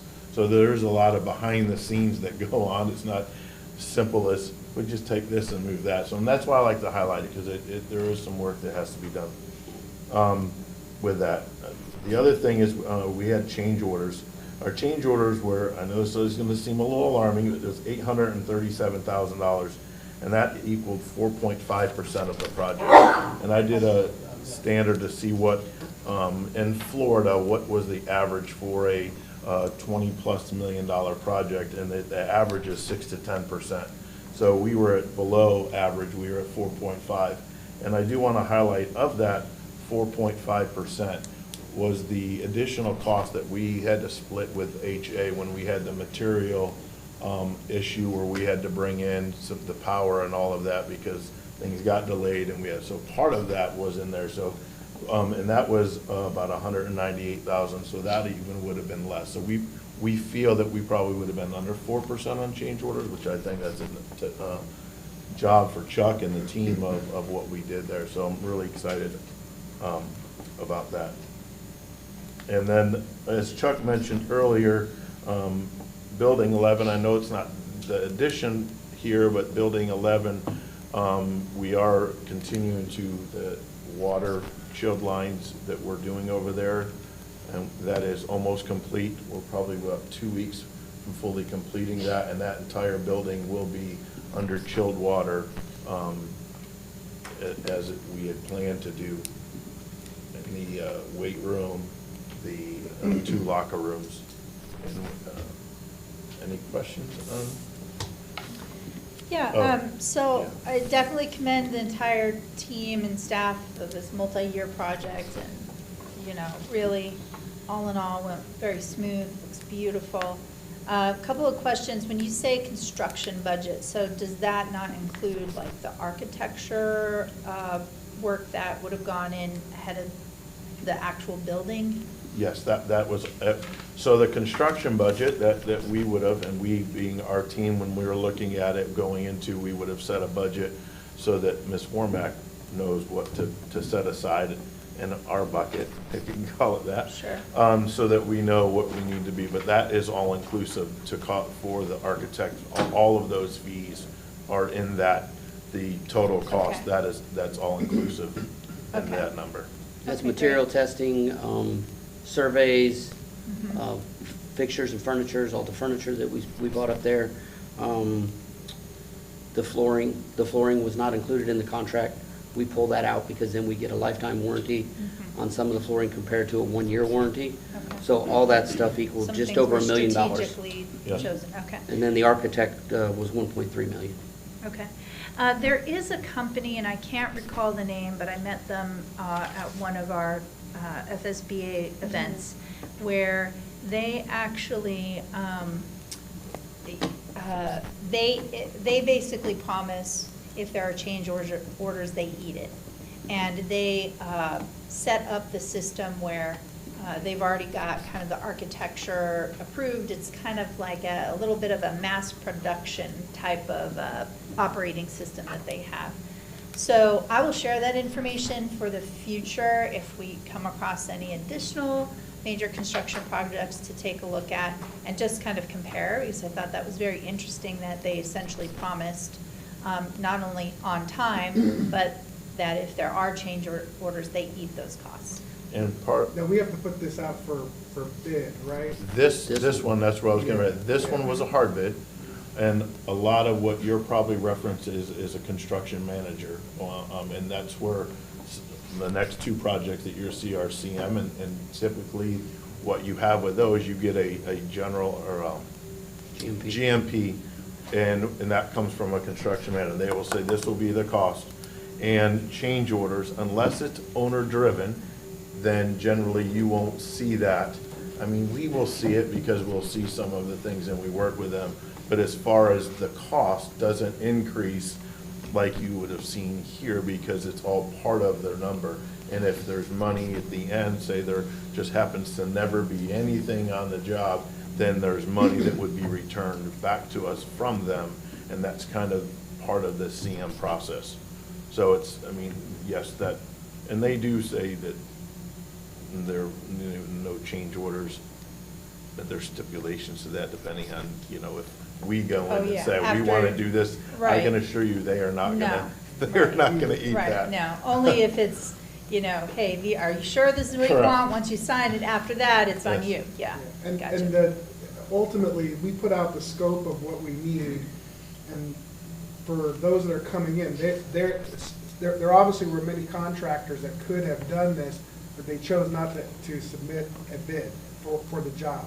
So a lot of times it may fall outside the scope of what they feel they can accomplish, or it could even be the timeline. You know, there's so many different variables, and I believe we only had 2 submissions, but I remember when we were reviewing that, yeah. So, okay, good. And I do want to share this, that got brought to me yesterday from FPL, and I'm very happy about this, that we're going to be receiving a rebate from FPL, hopefully, I'm going to say in the next 2 weeks, of $220,983 rebate back from FPL on this project. So that's with our design team from a turn of some of the things that how they designed them, that met certain requirements through FPL that allowed us to get this rebate back. How much did you say it was? $220,983. That's great. And I asked because I had to sign off on this, can I mention this? Because I'm actually going to a board meeting tomorrow. And I do not want to mention that if. Now it's definitely locked down. He said, and I said, well, so nice. how are we getting the check? He said, I'm going to get it and I'm going to hand deliver it to you. I'm like, that's a good Yes. answer. That's So, awesome. yeah, so I'm very excited about the team, about what we've accomplished That's on this. fantastic. And also, how much in sales tax did we save by using that process? What is it The called? ODP? 176,000. $176,000. It's owner direct purchase orders, and essentially, the way it works really fast is they have to get the pricing and all of that, like they're gonna buy the material, the contractor, whether it's their sub, there's tax on that. When we say we wanna purchase it, we pull that out of their contract with the tax, reduce their contract amount, take that amount minus the tax, and reissue that to that specific vendor, and then we keep the sales tax. So that's where your sales tax savings comes. Because if you didn't do that, you literally would spend the money. Sure. So that's where we save the savings. Another great strategic effort there. I mean, that's nearly $400,000 just in those two things alone.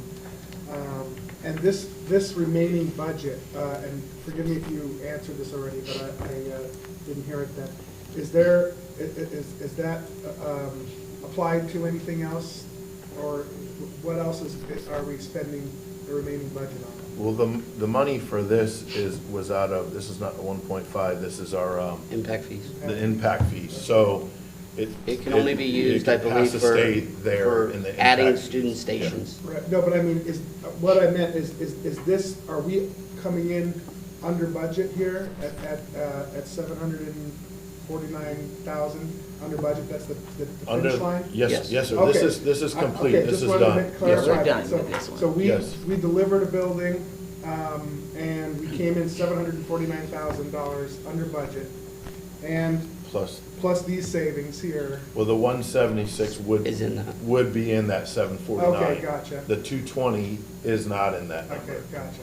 And would we, because of the, obviously, we're getting a rebate from FP&L for this, do we also anticipate that our system will also be more efficient on the electrical bill? Yes, at these? one of the things we did at this job is buildings 9 and 10 were on a meter that was for the air conditioning, which has a different rate. Part of this project, we pulled the power off of that, and now building 9 and 10 is fed out of another meter. And back when we did this, they estimated that savings to be $5,000 a month. Wow. For that, just because it was on a meter that was designed for powering lights, Wow. not the chiller. Okay. So again, some ongoing savings because of the investment in the technology that we placed in Yes. these buildings. And this is similar system is going in at FPC right now? Is it a similar system? A lot, I mean, this system, yes, just a lot bigger. Okay. Yeah. But then we're also gonna be doing the same thing at Matanzas, the original chiller, correct, because this was a brand new CEP chiller compound specifically designed to take, the extra building and the building 9 and 10 in the future and building 11 and 22. Great job, guys. And Thank it's a you. beautiful It did, addition. it turned out very nicely. It is a wonderful place, and my son was in the woodworking class there in that new facility, and he loved it, so. Good, that's great to hear. Yes. Any other questions or comments? No, just great job. And I think just from looking at the rest of the things we're going to see at the Corey show, the budget savings, I mean, I'm very impressed and proud of your whole team. Even, in the public, you're going to see why, because it gets better. So. Very good. All right. Well, thank you for that update. And then we'll move on now to Flagler Palm Coast High School softball concessions. So Joe Kecky was the project manager, so he'll be leading this project. And before he starts, I'm not sure if you are familiar with what softball looked like prior to doing this. And if you hadn't seen it, it may not be, the pictures are a little hard, but if you hadn't seen it, it'll be a little challenging to understand. But if you had, you'll be very impressed, I believe, of what it looks like now compared to what it did. So, Joe? So, my name's Joe, by the way. I'm project manager with Plant Services. This is one project that I'm going to say needed to happen. The girls softball team, they did not have much. If you guys have ever seen an aluminum carport, that's what they were using for dugouts. That's basically what they had. They had no storage. The backstop, which is what you see, is that that new system that they have up there now was just a chain link fence. Was not high enough, and it was too close to home base. Was not within standard for high school softball at all. So, moving on, I'd like to, next slide please. So, both of these are side by side as to what you can see it used to look like and now what it looks like. The one on the left is, you can see the aluminum carports, like I said, and then you can't even hardly see the fence in the back because of how short it is. There was an issue with them being able to come up with standards, play up at the standard, and also balls flying over and actually possibly hurting people. So it was also a safety issue. Next slide, please. Again, here's a closer look at what they used to have. And then you can also see how the two dugouts are much closer to home base. We changed that, which you'll see in the next few slides. And then you can see how they only have one set of stands. We also widened that so that way more people could come out and watch and be a part of the game.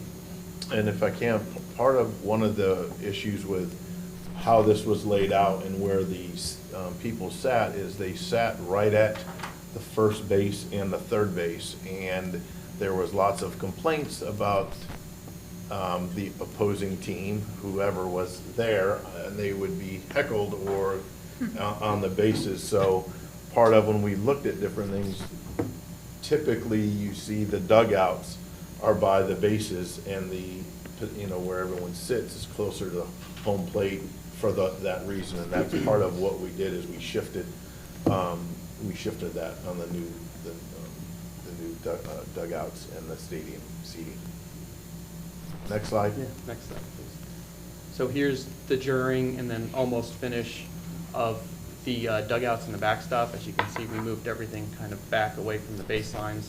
The stands are further down, and then those stands are actually going to get moved, but the just during the build, and then the almost finished on the right, not totally yet, but close. So, and this is complete. I'm just going based off the pictures. Next slide, please. So this is the completed. On the left is what the dugouts look like on the inside.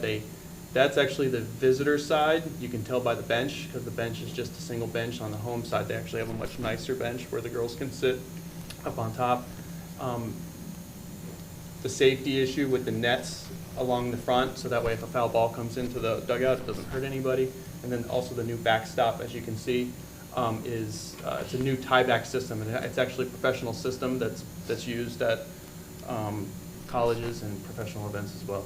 And then in the background there, you can see the old concession stand, which is now being utilized as their press box, because we built a new athletic concession stand just adjacent to where the softball field is.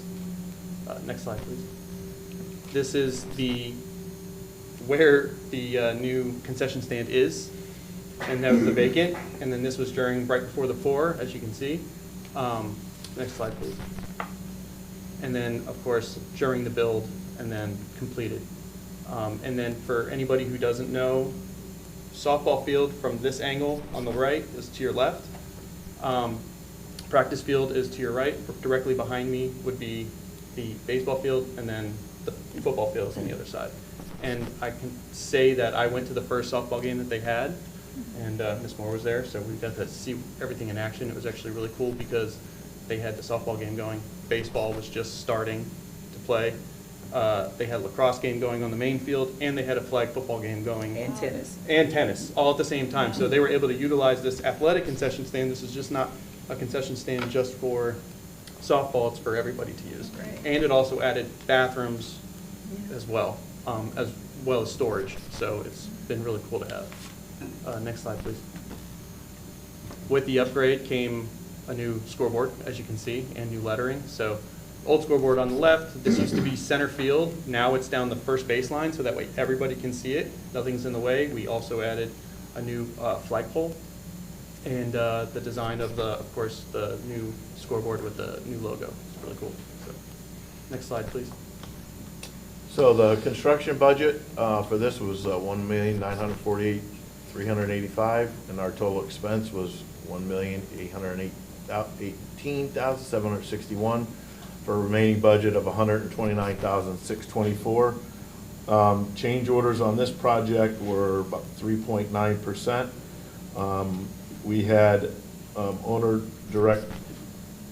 I don't have the phone. The owner direct I had on here was $1,664,000. I don't have. I apologize. I didn't put the number of what the cost savings was on that.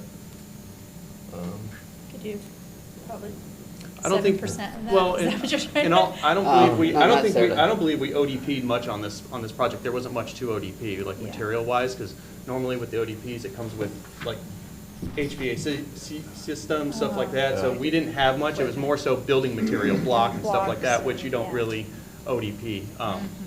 So I don't think we had much ODP savings on this. I think it was actually a couple $1,000s for some of the, I guess, some of the HVAC systems that they did have to do, which there wasn't much, so. Just for the concession? Yeah, basically. And that's the thing, when you're doing ODPs, you've got to look at, you know, you don't do the little things because then it gets, the cost for us to have to do that and the paperwork wise doesn't pay off to do that. So you're looking at your larger ticket items or items that are, you know, we typically look at something if an item's maybe 5,000 or 10,000, we try to do that. If it's something small, it's. Isn't there any like software processing that could make that a little more streamlined, or maybe working with technology to see if they can create a workflow with some AI to make that more efficient? The challenge is not just for us, it's the contractor, because there's a lot of things that they have to do as well as what we do working together. Okay. So not every company has the same So they won't software. So, you know, we've tried to look at, do we get our own software and then try to make them use our software? And that gets challenging Yeah. because they're used to their software and then to try to use ours. It's just a little. I see. But those are things that we continue to look at to see how we can, I want to do more ODPs because I think it's a good way to save money. And then we're going to be doing a lot of them during the cafe renovation that they were speaking of earlier. Okay. There's going to be a lot of them because there's a lot of equipment being bought, so that's going to be a big savings. Well, great job. This looks very nice. I'm sure the team is very happy. And yet there's more. Yes. Yep. One more. Look One forward more. to it. Yeah. 804, Flagler Palm Coast High School Building 12 completion. This one was me again. Again, I'm sorry for, we did not have a professional photographer. It looks What do you wonderful. mean? We took those. I know. I'm not It looks professional. all right. So this is the field house, building 12. This is the home and visitor side locker rooms that we got renovated now. In this also was all of the bathrooms that are in building 12, including the concession stand, all got renovated. I did not have enough room to fit all the pictures, so we did, I don't want to say steal, but we went with the open concept of the ceiling in here, and it's something that we're trying to adopt, I think, more where we can, because it just makes more sense for airflow. It makes more sense for maintenance and all that. And So it even just safety too. Oh, yes, Like, absolutely. That's my first thought too, so that's nice. Yeah, so on the left here this is the home locker room.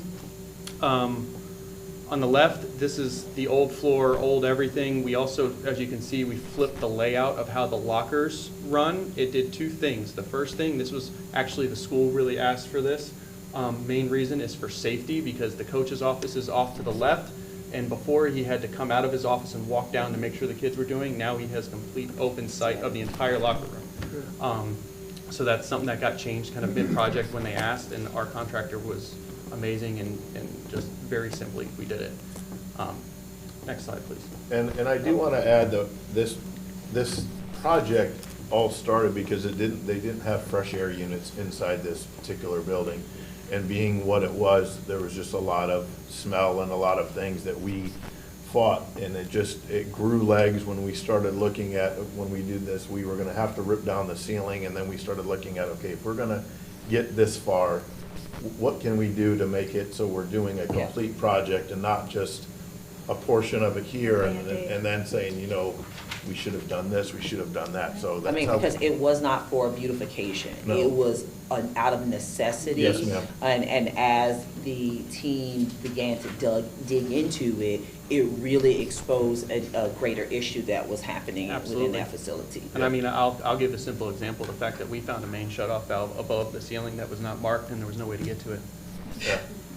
Water line. Water So line, main back water to our line. waters. Main water line, that was above the ceiling, nobody knew it was there, could not get to it, it was not accessible, and it was a shutoff valve. And it's like, well, how did that even come about? Like, how does that even come about? So our plumber changed the valve, and now it's open, we have it all, you know, marked, so we know where they are. So, next slide, please. So this is during the demo. You can see where the ceilings are still there, but they've removed the lockers completely. And just all together, they moved pretty quickly with this whole project. Actually, it was a very nice experience. Bless you. Next slide, please. So this is still during, you can see the main difference here. Those are the same exact layouts that you just saw, one on the left, one on the right. Only the difference is the ceiling's gone. You have all the open plenum there. All the ductwork is new on both ends. And then you can also see the new layout of the lockers on the home side. The visitor side locker room stayed the same just because it didn't necessarily need to be changed. It was in good shape. Next slide, please. These are the showers. This is a before and after. I couldn't get a before picture, couldn't get a good before picture of how it looked like right before, so this is during construction. Tear out, and then on the right is the newer, is the new shower, how it looks now. And as you can see, they took down the old, tan, I think it was tan subway tile, and then we put in a nice white subway tile, and then we did the green access all the way around, which is, just a little bit extra. Next slide, please. Restrooms. The difference in the restrooms here, as you can see, used to be the green, very difficult to maintain when you have green restrooms and kids ride on them and dig their pencils into them and stuff. So we've gone to a standard of black, and then it just looks cleaner for everything. And like I said, we also did, this is the restrooms inside the locker rooms. We did all of the gang bathrooms that are throughout this building as well. So everything's been renovated. And then anywhere we were able to adopt an open concept, we did. Next slide, please. So this is also the finished coach's room on your left-hand side, and then the finished concession stand. Coach's room, we went back with drop ceiling just because it's easier to keep air, in that small space that way. Also, the flooring in the coach's room was different. It was a VCT rather than regular tile. So what we did was we just flowed the tile from the from the locker room into the coach's office. And where those locker were, there was actually, it was over years they just made it out of. They had wood Coaches lockers that they made. And so now we just mirrored what they had out there and put a few in there for the coaches, because they did have stuff hanging in there. It was a lot different. And then on your right is the concession stand. Again, open concept in there above the ceiling. And then we went back with a, what is that floor? Epoxy flooring. Yeah. Sorry. Next slide, please. And then there's the finished product in both. As you can see, just much more room for them to move around, and then just accessible and a lot more safe, in my opinion. Next slide, please. So the construction budget was 2.3. Our total budget or expense was $2,073,460. Remaining budget was $226,540. And on this one, we did have some ODPs. We had 277,000, so we had a tax savings of 16,890 on that. And along with this, some of the things that we also did were the weatherproofing on the outside, what you've seen us do at Rimfire and at Benell. That coating that we did, we actually did the same thing on this this building, and we replaced all of the doors. All of the exterior doors. All the exterior doors. So again, I just want to thank my team that's not here, Laura and Tammy and Gladys. They're the behind the scenes ladies that make us all look good. I can tell you that, at least me. And they take care of us really well. So again, pretty proud of all these projects. They turned out well. And 3 for 3 under budget. That's Yes. That's amazing. We're talking over $1 million here. It looks like under budget for these 3 projects collectively. Yeah. And the quality of what was delivered is beyond my expectation from all 3 of these. So well done. Thank you. And this one, these 2, did these come out of $1.5 million? Yes, sir. Okay, so that was for the baseball field and the locker room. And the impact fees were for Matanzas edition. How many student stations did we add there? 366, 366. right? Yes. Yeah, these would have been on the 5-year plan that you would have saw that on there. So, but in today's world, it's rare that you see things come in under budget. Never save money. Yeah, 3 I really think that we commend you for that. Yeah. For thank you. being mindful of the taxpayer dollar and but also delivering an excellent product. I will say that, you know, for us, one of the things that is going down the CM, that we use the construction manager. We have 4 or 5 that we've been working with and building relationships, and they come on board a lot earlier. So there's a lot of things with the architect and the engineers that they're part of that. So some of those things up front help out in the long run, because then our end product ends up being a lot better, in my opinion.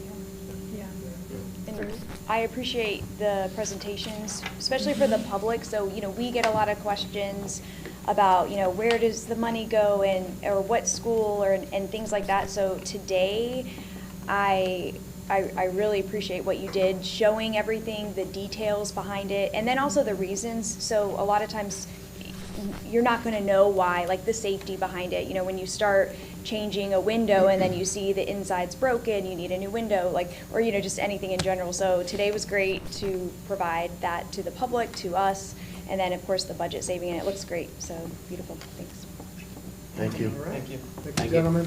All right, so we'll move on to 8.05, technical correction of policy 7430.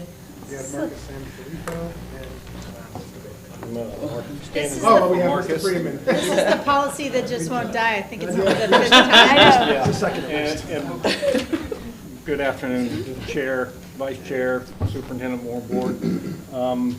This will be on the board agenda tonight, so. Nothing's changed. We said we were gonna bring it back down, and it's coming back at 6 o'clock. But All right. Unless you have We'll any questions. Just a technical area. That's it. Just get rid of one semi. That was an easy one. Yep. Thank you. We'll bring Corey back up now. All right, now we're moving on. We have a 10.01, quarterly compliance report. We have Mr. Foster Debt joining us. Good afternoon, sir. Good afternoon, board members, Superintendent Moore.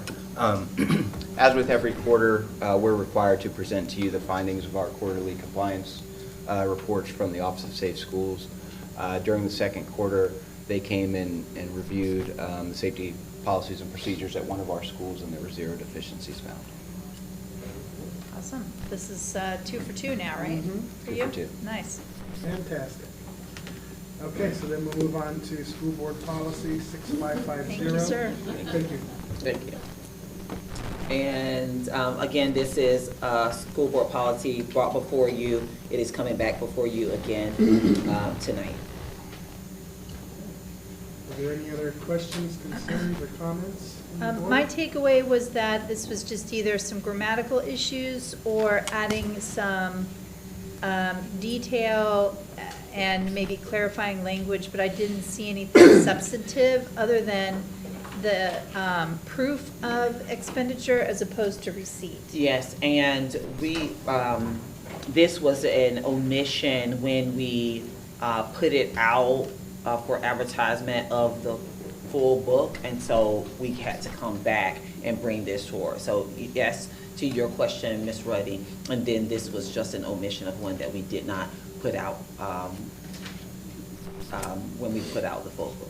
So when we say proof of expenditure as opposed to receipt, could that be like a credit card charge that has the vendor's name on it?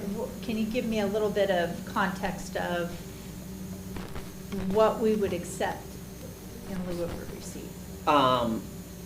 We'll have Ms. Wormack come, but this is if needed. So currently, if there is a need, we do provide a receipt for those. Like right now, we're dealing with something within the office where we didn't have the receipt, but we were able to go back to verify, and we had to provide a letter stating that this did happen, the agenda with it, all of those things were accompanied. Like it was actually for something for travel for myself, and I don't know if it's in this area, but I can just tell you what happened. It was for gas. We had an issue with the receipt, called back, but we had to put that I was at this conference. Here's the agenda for this date that aligned with that area that we were reimbursing. Yeah, I was just curious because sometimes it's becoming increasingly difficult to get receipts with especially digital payments or phone parking, tests. like what came to my mind Yeah. was like the like airport or parking Sun Pass. If it doesn't print your ticket, but you know you spent $98 on parking, so that's what I came to, and I think that was a smart move because I think the biggest thing is we exhaust all options to get the actual receipt, calling the different companies and all of that, and sometimes it's just them giving us confirmation of So this is it. contextual evidence to say, Yes. yeah, okay, this would have happened there. Yes. We get it. Okay. This is usually only an issue with gas, parking, like you said. If it's a Publix or Target or some kind of chain, they're able to go back and print it. Even many restaurants are able to go back and print it. The gas and parking is much more difficult. So just recently, Ms. Bush has created an actual authorization form documenting exactly what Superintendent Moore just said, what the purpose of it was, that they did try to reach out to get a copy of it, and it has to have the signature of the cardholder and their supervisor. We have always done something similar to this, not on an actual form like Mrs. Bush just created, but it has always been passed by the auditors. Okay. Yeah. Great. As long as there's supervisory signature on it. But we absolutely, it's if needed, so we are not trying to have that's our not the default. employees to, have to go through And the it's not extra a very process. common practice. It is not. Yeah. When this occurs. Yes. Okay, I appreciate the clarity. Thank you so much. And I am gonna step out, but our Okay. team will take Right, Very have good. fun. We're about done here anyways. Thank you, Superintendent Moore. Okay, so that leads us now to public comment. Do we have any public comments signed up? Yes, we do. We have Ms. Cheryl Mazzaro. Okay, great. Comments from the job. Welcome back, Cheryl. Thank you. Board.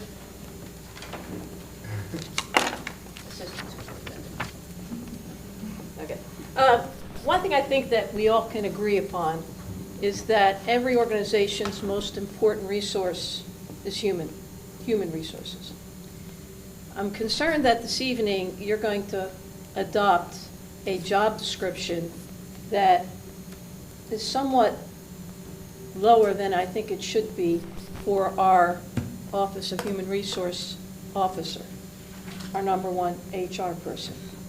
The reason I'm saying that is SHRM, Society Human Resource Management, is very important because it's a general knowledge, just not education. This has been something that's gone on in education for a very long time. We always hire people that have educational knowledge, but have very little human resource knowledge. And it sometimes and often creates a problem legally with things that are conducted, and it costs the district more money. So I appeal to you to consider adding to the qualifications, either they have a SHRM certification or will achieve it within X amount of days if you want to open up the application pool, which is, I guess, why you're doing it this way. But SHRM is very important to human resources. It is this district's most valuable possession, and protect it the way you can. This is your opportunity. We're losing a good human resource person because he's retiring, and that's wonderful, and I wish him well, Mr. Olet. All right? But this is your chance to get it right, to make sure that you have the right professionals where they need to be with the right certifications, not just pass it by and, 5 years experience to take over a CO is pretty amazing. That's pretty limited. So I hope you reconsider that, because that's a blanket that you're setting yourself up for more problems. Okay? Thank you. Thank you for your comments. Yeah. Okay, board member requests. Do we have any board member requests? I'll save it for this evening. Okay. Then we will move to closing comments. Thank you for presentations today, and save everything for tonight. Thanks. Yeah, just outstanding updates from staff. Thank you very much. Very encouraged by what was shared today. We're moving in the right direction, and we will